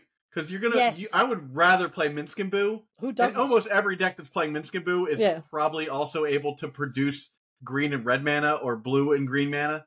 So, even the ones like if you're a Naya deck, do you really want to splash blue for this? I'd rather maybe, but probably not. I mean, the only again, I think about control, but there's just better thing. Just play Minsk and Boo, Habibi. Being blue is actually a factor here because, red blast, right? I mean, also, it pitches to force. It does pitch to force, so if you have multiple of them, you can at least get rid of it. It does, it has the Pyroblast, problem. I think this card's probably not good enough for Legacy, and and again, that's probably for the best. That our sexy lad is not good for our format. Also, it's 4 mana. If I'm going to play 4 mana in like control or something, you better be winning the game. Exactly. Right? That's you what better be Minskin having does. an immediate impact on the board. Yeah, like Minskin Boo. Minskin Boo, Yeah. hell of a drug. Exactly. Right, next card, Pillage the Bog. Where is our... Ooh, yeah, Pillage the Bog. I played with this this week at the pre-release, and I looked at this, I was like, why is this rare? And then I cast it, and I was like, oh my god. This card's So this is a black and a green for a sorcery that says, look at the top X cards of your library, where X is double the number of lands you control. Put one of them into your hand and the rest on the bottom in random order. And also has plot, which is maybe fine, I guess. But it's 2 spelling this is fine. But this plot cost is more expensive. Yeah. So this is I like this because this is you can do 2 mana. Look at the top 2, which is like impulse. Yeah. Look at the top 4. By the way, top 4. So look at the top 4. But you can put this for 3, and then later in the game go like, I don't know, look at the top. Find everything you need. Exactly. Find the exact card. Every time I cast this, it was in the pre-release, so it's limited. It found either a card I was specifically looking for, or it found like an answer. Yeah. You know? I could agree with this. It was quite good. Now, is it legacy good? That's a little tough. Twice the number of lands is a hell of a drug. Yeah. So, I mean, getting this late in the game, if you're playing like a deck that has 3 lands and just hitting like 6 cards to see what you need is, especially in green, damn near demonic tutor. You know? Yeah. Well, it's so my comment on this: what deck wants to play it? So let's think about this. Does Cradle Control want to play this? I don't know. Does Turbo Depths doesn't want to play this card? Slow Depths, maybe not like like green white, but like the kind of what I call like the love child between Turbo Depths and like green white. It's like it's not even the love child. It's like the sort of it's sort of the payment plan to get to Depths. Yeah, you build Turbo, and then you're like, I'll build.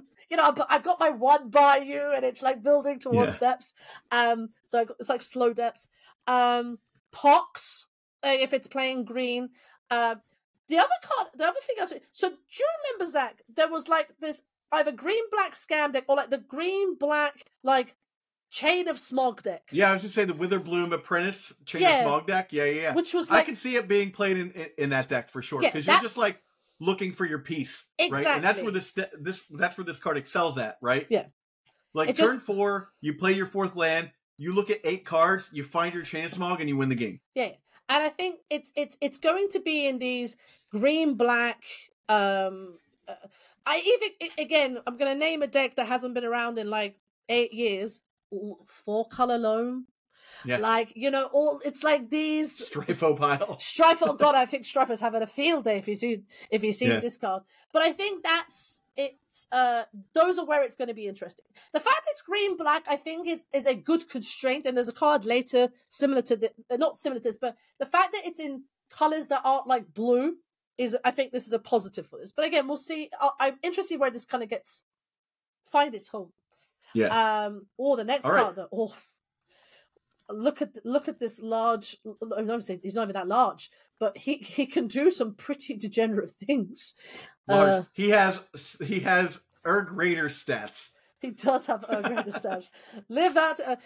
He's at the power creep. 2 mana 2/3 with Menace is already like, okay, let's go. Yeah. So who is it? Satoru the Infiltrator is a legendary creature, human ninja rogue. He's so skeevy. Exactly. So whenever Satoru the Infiltrator I love when they put or 1 or more non-token creatures enter the battlefield under your control. If none of them were cast, or no mana was spent to cast them, draw a card. Now, this card costs 1 blue and 1 black. Oh yes, it does. My apologies. It is green. It is blue black. I got so excited by the. Where do you think that this card fits? I mean, my heart says. So I think this is. Well, so 2 things. This card pitches to Forcible. This card pitches to Grief. These are very important. Yep. But I don't think it's like in Scaminator. I think this is actually... I think this is a dredge card. Blue Dredge. Blue Dredge. So I spoke with... so this is coming out on Thursday. Yeah. Our Monday episode is with Mafuz Van Gogh, Blue Dredge player. Yeah. And he was very hot on this card. Yeah. Mafuz Van Gogh is an absolute king of the Blue Dredge. We tried to play that deck on the channel, and we didn't do great with it. But he watched it, and he gave us what I can only describe as a full-scale essay on feedback. Yeah. And we were so happy. He was like, look, because he was so kind to us. He was like, look, it's hard. Your brain, all the heuristics you have, throw them out the window. It doesn't make sense. It's a wild deck. I love it though. Like me and Sarah was like, my head hurts, but I love it. Beautiful thing about that deck too is it is what I consider to be a budget Magic deck because it is about $2,500. But you could get by playing Shocklands in this deck, right? Or Surveil lands, right? Yeah. But it doesn't have any Lion's Eye diamonds in it. No, and I think that's where it's definitely shines. So I think this is again. Well, that deck plays Grief. Like I know my first Van Gogh has played Grief before. Yep. I think this is a dredge card. I could see this in like Scaminator, but again, why would you play it as Scaminator? This only triggers off Grief. But this triggers off Reanimate. Let's not mention just casting it with Grief, like pitching it to Grief. Fine, you can get value out of it if you cast Grief. I mean, true, and that is not to say because you're casting it for no mana. Yeah, I mean, with reanimation spells, this is also pretty hot. Like that, maybe like again, blue black is again. I'm not saying you can't cast this card on 2. I think you can. Yeah. But as for the Scaminator players, are they going to cast this on 2? No, they're going to try and like reanimate something. Yeah. Like a massive fatty. They're not going to play this and then play their fatty to get the incidental value. Just imagine a world where you're casting this, where you're playing this and then activating like a Cephalid Coliseum, right? And you dredge like 12. You put a bunch of guys into play. Cabal Therapy, right? Yeah. And then because those Narcomoebas came into play, oh look at that! You're getting more draws. You're dredging more. It's just wild.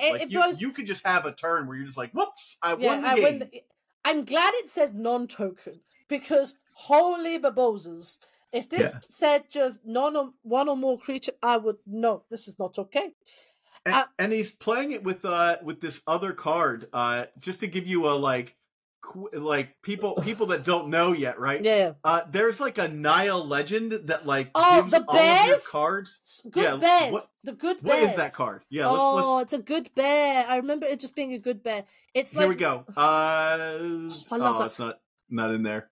It's in one of the other dredge decks, but like oh my god, I think it's in Turbo Dredge. Yeah. Duskana Rage Mother. Oh, I love this. So this is a 5/5 for Naya. And 2, so you're never casting this. You're dread returning this. Whenever a creature you control with base power 2/2, zombies perhaps, attacks, it gets +3/+3 until end of turn, and then you're playing with anger, and like this is the Turbo Dredge variant, right? Yeah. So all of them are getting like basically getting overrun, and then you have anger in the yard too. It's like whoa, this is wild. You just it like I remember the first time I saw that list, and I was like. What? You're gross. You're I gross, was like, he's cooking. He's cooking. But yes, I think in Dredge, this is where I see whether this tips Dredge to be like a more playable deck. Because that deck is hard. I seize the day. I love this. I love this. Folks, if you like the Dredge mechanic, may I introduce you to Satoru. I think it just slightly tips it over to get the machine going again. All right. I found one artifact in the main set. Did you find any other artifacts? No, I think this was the only. This was the one, right? I really like this one. Oh, I want to like this card, but I think this card is a bit of a. I think this card's a bit of a meme, if I'm brutally honest. All right. Well, so we're talking about Lavaspur Boots. Exactly. It is a one mana artifact that is an equipment that equips for 1. and it gives the equipped creature haste and ward 1. Correct. These are all very good abilities. And +1/+0. Let's not forget the +1/+0. So for me, I was just thinking, like, you know, there are going to be those times where if you're playing this in your 8-cast deck as like one of your ones, yep. There are times where your opponent is just not thinking about, like, they're like, oh, I'll go down to 6 and then I'll untap and I'll like get it all together. Yep. And you could be like, I bring this in and I'll equip my summoning sick construct and attack for 12 and you're dead, you know? So attack for 13. Let's say. Exactly. So I'm not saying I maybe I'm being a bit cruel when I say it to me. Is this better than Shadow Spear? It's certainly not. I think this is a card that if you're playing it with Shadow Spear. You're not going like, oh, I'm getting rid of my Shadow Spears for this. Like, so you're cutting Retrofit Foundry for this? I'm not even playing Retrofit Foundry. I'm thinking about that. Or like in other Urza Saga decks, so you know, your Painters or your whatever. Like the other Urza Saga decks, I think you have to be a creature-based Urza Saga deck. So Painter, 8-cast, for this to be good. This is not a land. This is not a lands card. This is not a. Although putting this onto a Dark Depths token and then just like running over your opponent is pretty good, actually. As I've said a lot, ooga shaka, ooga, attack. I can't stop this feeling. Exactly. Just going in with 21 damage, just like tapping through. Flying? I mean, that I feel like it's a bit win more in that scenario for sure. And like I said, it's the same thing with 8-cast. If you are playing this and like that is your whole plan, probably not. But there's going to be times when you get people with it. And I think that's where it lives. It's not like, oh, this is the card to have. Yeah, I just wonder I just want to see where you make space for this.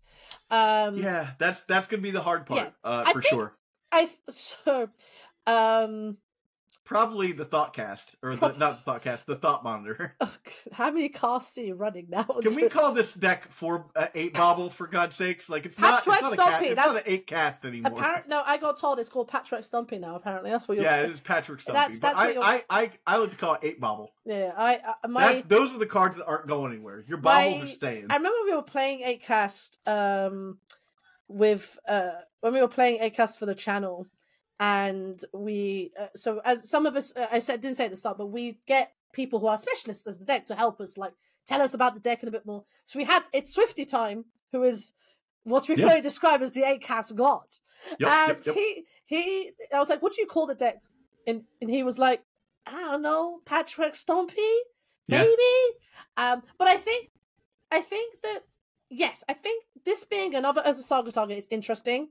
And I think it's because there's another card that's coming up that also is another Urza Saga target. And then I'm wondering how many Urza Saga targets do you actually really want in a deck? So I think this is where you need to decide what is important to you at that time. But the fact that it equips a 1 is a spicy metaball. Let's just not, making something... Look, I've played Swiftfoot Boost in many of decks playing Commander and Lightning Greaves, and those cards are very good. But I think that the Ward 1, I think, and the haste is probably just good enough, but I think it is more for your creature centric as a Saga decks than I think so your Painters and your also like here's a point to make about this card for 8-cast. The number of times like your opponent has out like a Caracas, and they're like, okay, I'm just gonna bounce your Emery, and then you're like you just can't Emery. Yeah. You can just replay the Emery and equip the boots, get your value out, right? Like there's or just like, oh, I drew my Emery. Like there's more value to this card than just like, oh, I'm gonna put it onto a creature and attack with it. Like getting haste on your Emery the turn it comes into play and getting that value immediately is actually not that bad. Yeah, I think I was probably lower on it than and protecting it. Protection is very important in Legacy. We have so many things that kill our creatures. But yeah, I think it's a fact that it's an Urza Saga target pushes it over the edge. Yeah. Right, is this all the cards from the main... Do you know what? For the main set, That's actually quite a lot of cards. We're coming up on 2 hours almost. We're at 1 hour and 38 minutes of recording time here. We're doing great because unfortunately the big score isn't going to be as much, so it's going to be fine. Big score's not as much, and I think we only have like 3 cards from the commander set. Let's do the commander set right now. Yeah, let's do There's that. 3 cards, and they're not even I wouldn't. There's only really one, if I'm honest. There's 2 others, but I think the one that I'm excited for is mainly for our what's the one I'm looking for? Oh, my arch nemesis. No, for our storm mages to get. Yeah, our arch nemesis. I mean, I love them. They love me. We all have. In my notes, I said calling Dr. Cook. They are. So it's Crackling Spellslinger. This costs what, 5 mana? I have to find it real fast. Yes. Crackling Spellslinger is like 5 mana for a card that grants all of your cards that you followed up with Storm. Is that how that works? Yeah, it's Good God. I mean, this card it's dual custom mage though. It's dual custom mage with extra steps. It's 5 mana. There's another card that I think is probably better, but I think this isn't Burgy. Folks, this is not Burgy. No. But I think that it feels so close to being like a good Storm payoff, but it just isn't, because it's the next spell. It's like they don't need any more things that have Storm. Yeah. Like the text on this card, I found it finally. Yeah. Crackling Spellslinger is 3 and 2 red for a flash human wizard that is a 2/2. Yep. When it enters the battlefield, if you cast it, the next instant or sorcery spell you cast this turn has Storm. So it's just the next spell. Yeah, it's not all spells. Again, do I think Tony Scapone you can't reanimate this. No. Do I think Tony Scapone has looked at this card? Yes. Do I think he likes this card? I have to go into the Storm Discord to find out. I'm not allowed there anymore. I'm not. I go in. I've been told no. You're not allowed to. Don't come here. I think this card is probably a commander card. I think this card is not good enough. But the next red card, Elemental Eruption. I'll read this one. It's 4/2 red, so it's 6 mana for a sorcery. Create a 4/4 elemental creature token, flying and prowess. Storm. Now, Ruby Storm might want this. Yeah. Excuse me. With how many prowess? With prowess. That's rude. so long. Rude. That's so many. That's so many dragons. This for me is a Ruby is only really like Ruby Storm again. Shout out Tony Scapone. I feel like I'm shouting out Tony a lot. This is a faster clock than Empty the Warrens. Yeah. Empty the Warrens is obviously 2 mana, not 6, but in something like Ruby, which makes 1,000,000 red mana, I feel like this card is interesting. Even if you make like 2 dragons, that's 8 power for 6 mana. What I would like to see from this is like people making Ruby Storm but throwing anger into their graveyard somehow with like Cathartic Reunion or something like that, and then just being like, okay, well, you're dead.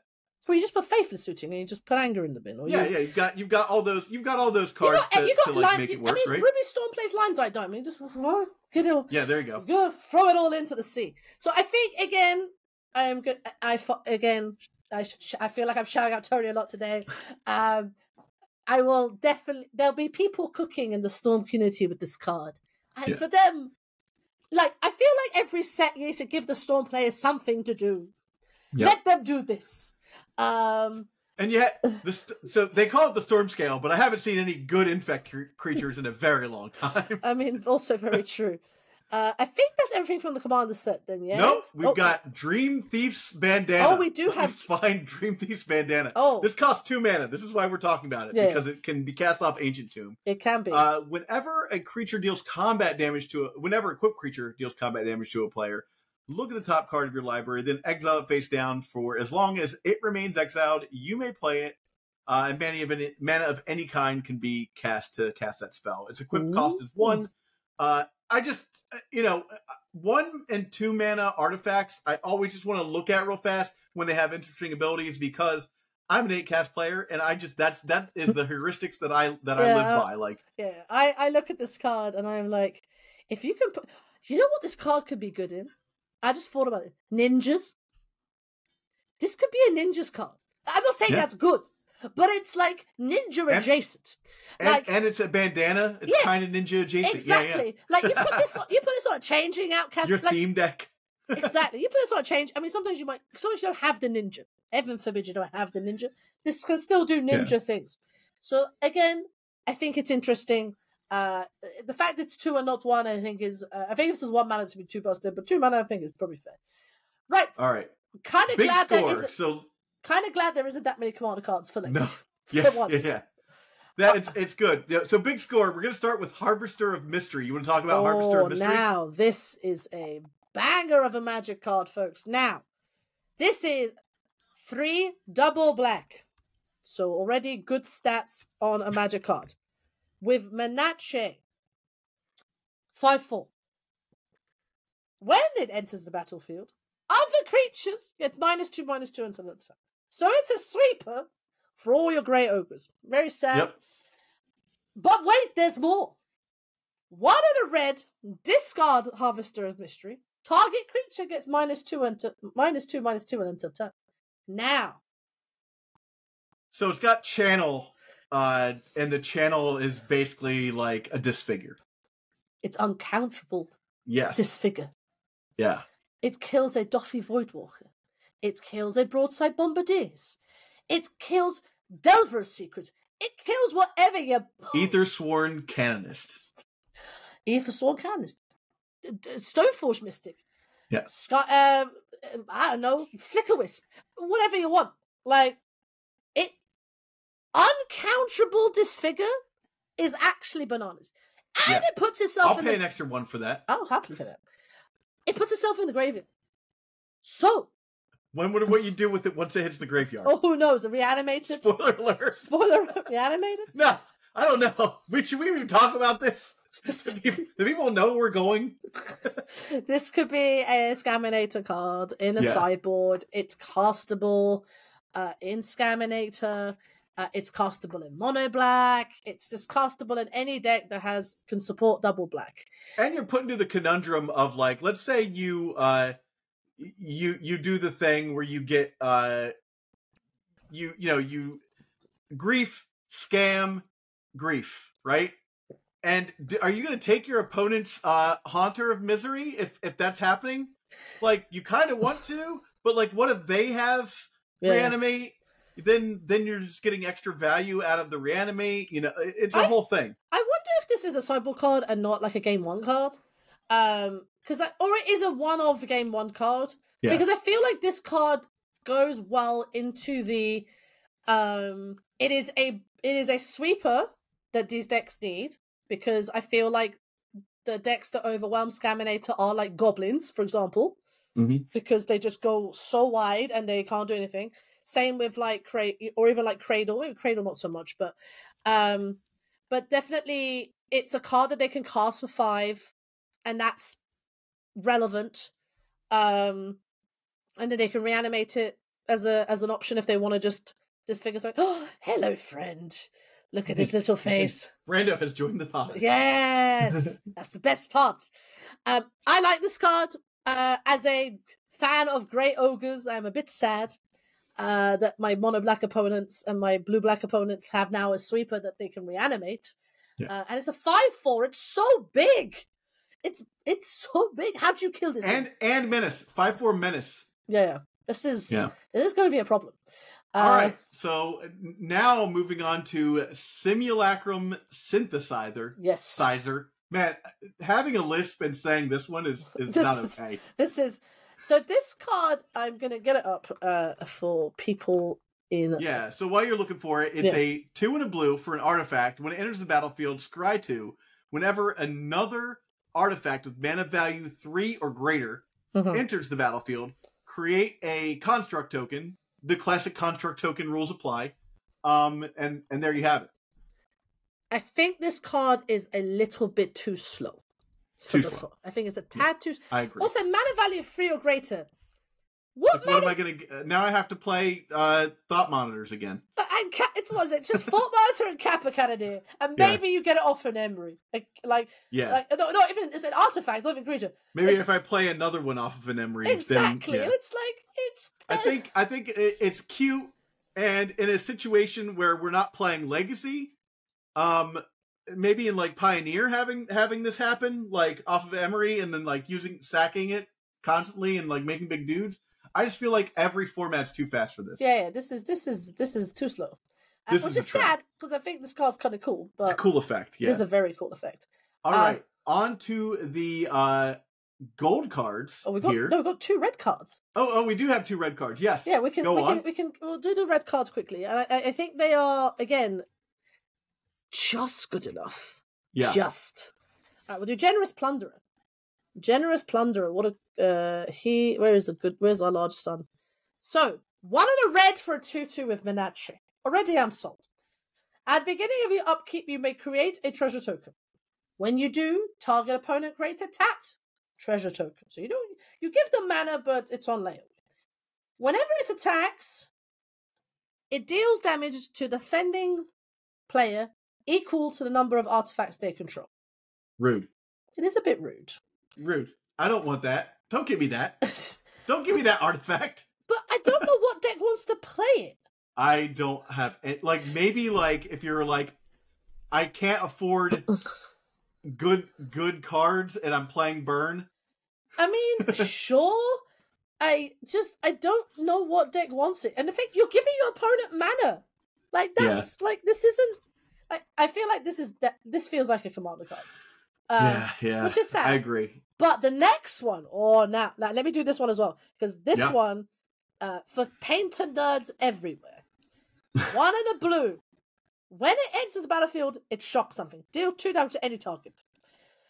2, sacrifice another artifact, create a golem.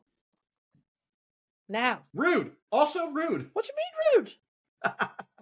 Put this in your painter decks, folks. You can weld in a shock.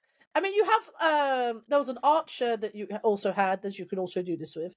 But the fact that you can just turn not baubles, Mox Opal or Seat of the Synods into golems is something that I don't think you can, getting the shock is the value of this card. Yeah. And then just being able to sit back and be like, oh, did you remove my artifact? It's a 3/3 now. Yeah. It's like that. I think that it's very good for that if you want to be on that sort of slower plan. Yeah.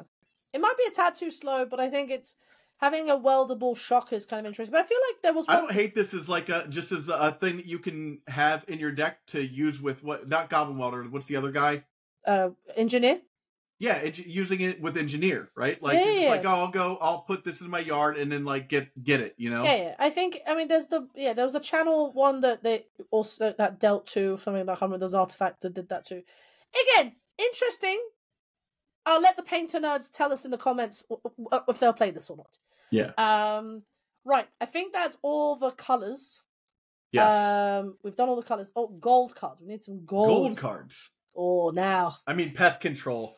Let's address... What can we say that hasn't already been said about pest control? Pest control is... Well, I mean, do you want to tell people what it is? Because this card is... It's 1 white and 1 black for a sorcery that says destroy all non-land permanents with mana value 1 or less, which is rude. It is. And it cycles. Now. What deck even wants this, though? That's the real question. Because this is a very rude Magic card. I don't like it, but also I don't like it either. Heartened by the fact that it's in colors that no one plays. Dead guy? I think it's sure. If I lose to a dead guy deck, it's not because they got rid of all my cards. No. It's because I failed to play Magic correctly that day. Espervile?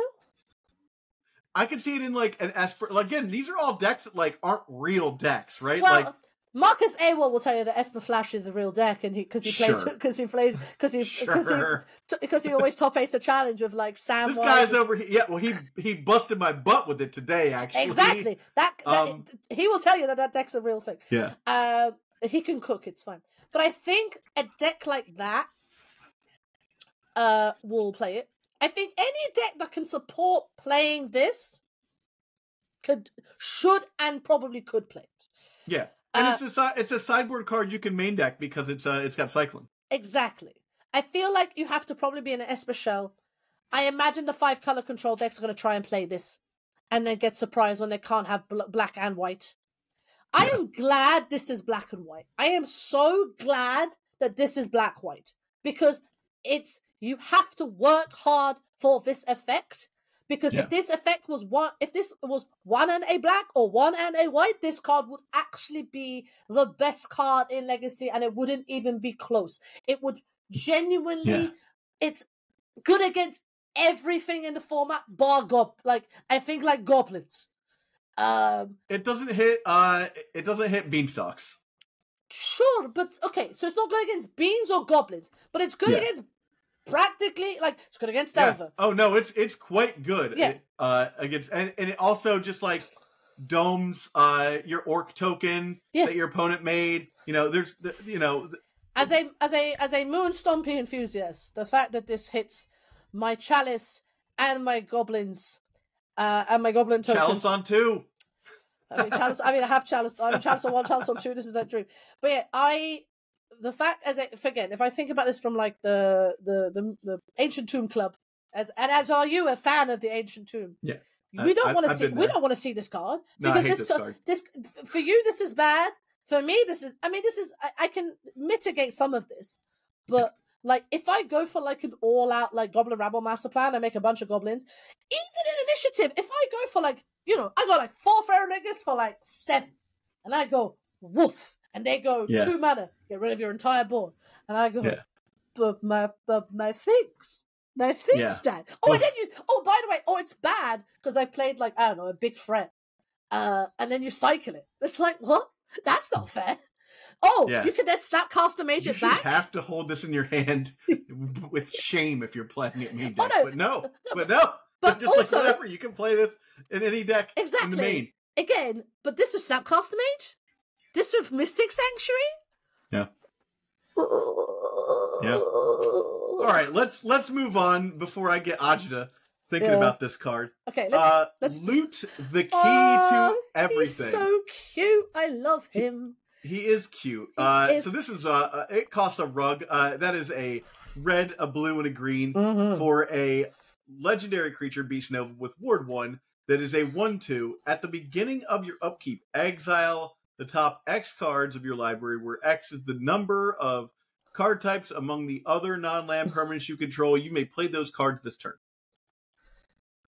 That's so many words for not a lot. I wish that this card existed when I was looking for things to do in Rug Delver like 7 years ago. I don't think it was even good back then.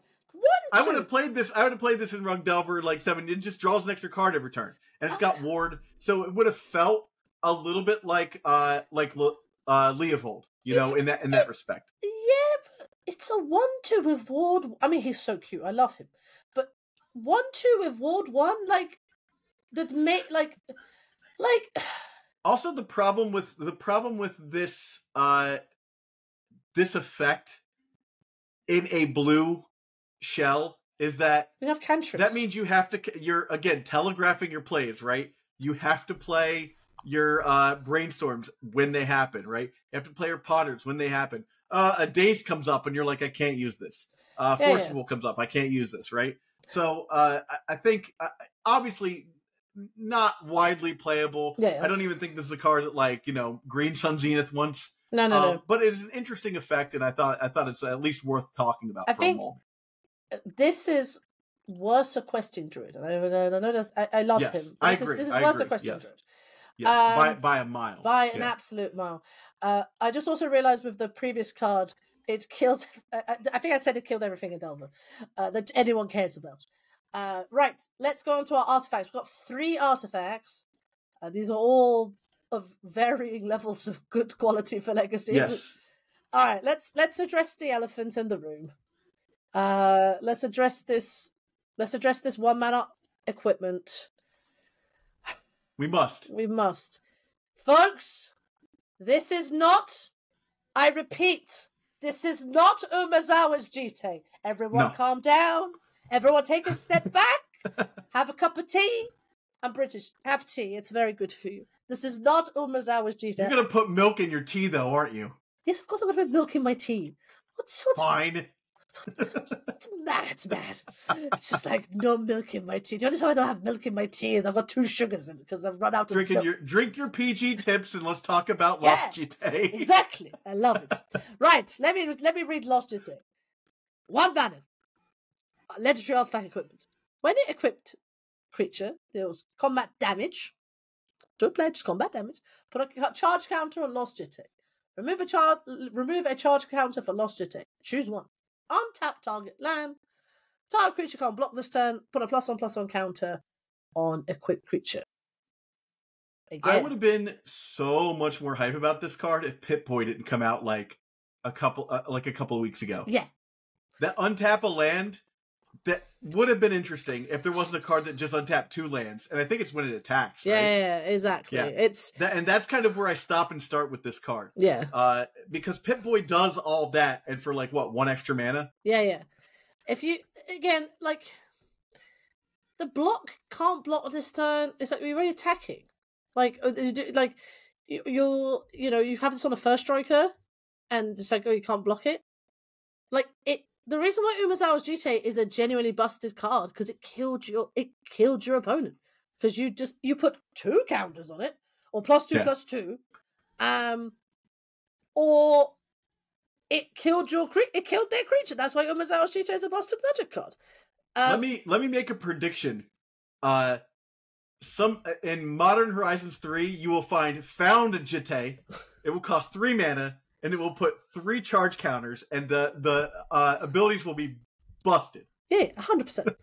This gets found off Urza Saga, but wait, it does get found. But then, if I'm going to pick between the boots and this, I'm going to pick boots. Take the boots. Take the boots. Take the boots. But I think people should test both and see what is more important, and I think that will shake out. Urza Saga decks, you have 2 new equipment. Congratulations. Yeah. You didn't need them, but apparently you needed them. We like a choice. I love a choice for you. Congratulations, have a medal. What else? What else is on here, artifact-wise? This sword. Okay, so we got another sword. Apparently, because we need more swords. Sword of Wealth and Power. It's 3 mana equipment and equipped for 2. So swords like Sword of Fire and Ice, Sword of Light and Shadow. Gets +2/+2 protection from instants and sorcery. So plenty protection from removal spells. Whenever equipped creature deals combat damage to a player, create a treasure token. Whenever you cast an instant sorcery spell this turn, copy that spell. You may choose new targets for that copy. I do not think this card is good enough. I think we live in a world where we just don't care about swords of this and that anymore. No. Maybe occasionally you see a Sophie, but no. I think this card is way too slow for the format. If you're going to play anything, go and play Lost. Fire and Ice, man. Yeah. We want to be dealing damage and drawing cards. That's all. What are you doing otherwise? Yeah, exactly. Right? So I think this card is probably a commander card, but I think it's cool in try it in standard form because I think this card will be quite fun. Right, this card. Now, 6 mana, Nexus of Becoming. It's an artifact. At the beginning of combat on your turn, draw a card. Already 6 mana, draw a card in big mana decks. I'm sold. Beginning of combat, so this does technically get value if you cast it before your combat. Exactly, which you should do. Then you may exile an artifact or creature card from your hand. If you do, create a token that's a copy of that exile card, except it's a 3/3, in addition to its other types. Now, the only deck I want to see this in is right? Is that Jewel deck that we were talking? Yeah. That's it's it. like you're copying Coveted Jewel or something like that, you right? Just go you're not. I'm not spending 6 mana to get a Thought Monitor into play this is only for free. This is only for Jewel. To basically 3/3 Thought Monitor. Is that 3/3? Yeah, but then is this for Jewel? So you make a copy of it. You get the ETB of the copy, and then it's a 3/3. Yes, they can kill it, but then you've already got the value. I don't know how Phyrexian Metamorph and this work together, but I think it works the way you intend. That works. That works just fine. So that's also kind of cool. So I think that's where you want it, and you want to. If you've resolved this, that means your other spells you don't need to resolve because you'll be able to once a turn get something for free. You've probably won the game if you resolve this. Exactly. Now, whether, sure. again, Tony, if you're watching, is this card good enough in Duel? Build or burn, is this card good enough in Duel? We'll wait for the Storm community to tell us. But I'm intrigued. Also, this card in, like, colorless post copy, make an Eldrazi. It's a 3/3, but it's still an Eldrazi. But yeah, I think anything that can cast big mana, have a fun toy to play with, that draws you a card every turn. Final card. We're on to the final card. We got the only land I think we've even mentioned. Exactly. Here. That's astonishing. Fomari Vault is a land that taps for colorless mana. It also says 3 and tap it, discard a card. Look at the top X cards of your library, where X is the number of artifacts you control. Put one of those cards in your hand and the rest on the bottom of your library in random order. I don't know that any deck wants this. Like, I wish I could find room for this in 8-cast because it seems cool to be able to do it there. But, like, there's just better ways to get more cards in your hand in 8-cast. It's an interesting effect, and maybe something like, like a Red Prison deck wants something like that. I'm just not sure. I don't think I even want, like, what? I don't want to discard a card to, like how many artifacts am I have? To make your dragon bigger? And maybe to make my dragon bigger, yeah. But I like the fact that you have choice of your lands. In mono, like, even as a one of, I'm just like, what's the what? It's interesting because it's when it is drawing you a card. It is drawing you a card. Like, it's free mana and not drawing you a card in the Orcish Bowmaster sense. I mean, right? True, yeah, and exactly. Putting it into your hand. So you're paying free mana. Rummage. So discard something you don't want. So say, I don't know, like a land. Yeah. And then you go like, okay, so how many artifacts do I have? Let's say I've got maybe like 2 or 3. So I'm going 3, discard the card I don't want, look at the top 3, find something I want. Maybe that's good enough. I feel like you need a critical density of artifacts for this to be like a bit bananas. Like the Pillage the Bog we were talking about with the lands. Like, yeah. I wish this was like twice the number or something. I mean, that's too good. Yeah. Pillage the Bog Pillage the Bog style effect would have been good. Yeah, that would have been quite cool. But it's basically 3 to put in your deck if you're already playing artifacts. I think in 8-cast you should try at least 1. Maybe. It's tough, man. There's not a lot of room in 8-cast to just mess around with stuff. We're cutting literal named parts of the deck so that we can fit other cards in. We're calling 8-cast, but we're really 5-cast. Some cast. Yeah, I feel like this is a card that, like, it's got potential. It's got so much potential that I am like, I don't know. I think it's cool. I think you should try it, folks. This is the one card that I am like, Save the best for last, right? Exactly. I don't know how, but I think this card's good. The fact it's on a land is a bit bananas. This is normally a spell's worth of card. This is a spell's worth of card. So I'm intrigued. Try it. Tell me how good it is in the comments. But yeah, we did it. We did it. We got through all of the cards of all 3 of the sets of this set. All right, Zach. What is your favorite card from the set? Oh, it's Geralf the Fleshwright. Right. What's your favorite card? Stingerback Terror, my large scorpion dragon son. He's going to have the best time. All right. And then for coolness, I think this vault is probably like in there as like, I know it's cool, and it's basically 3 for certain decks to play this card. I mean, we went over a lot of cards, but I think the only one that's going to see serious play are the Boots and Geralf. And Pest Control, if the deck... Pest Control, yeah. If someone can find a deck to put it into, that card's dumb. It is a bit dumb. Well, with that said, Sahar, thanks so much for coming on, for giving us 2 hours of your time. Yeah. So much time. Happy to help. Again, you can find the Legacy Gambit in the link below. I'll have deck lists and stuff like that. If you want to find out about any of the decks we talked about, go to the Eternal Dirtles Mox Field. You can find it there. And if you are thinking about buying these cards, you can support the show by going to Tales of Adventure, TOAMagic.com, and using code DIRTLES for 5% off.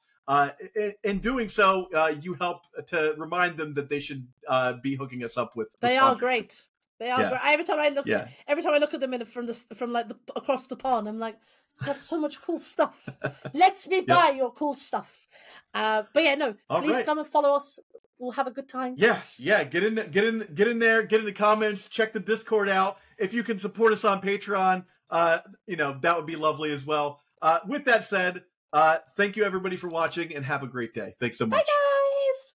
For the gift that keeps on giving all year round, join our Patreon at patreon.com/eternaldurtles. And hey, check out this playlist we got up here with all of our interviews over the last couple of years. Some great people from the Legacy community, some really great guests.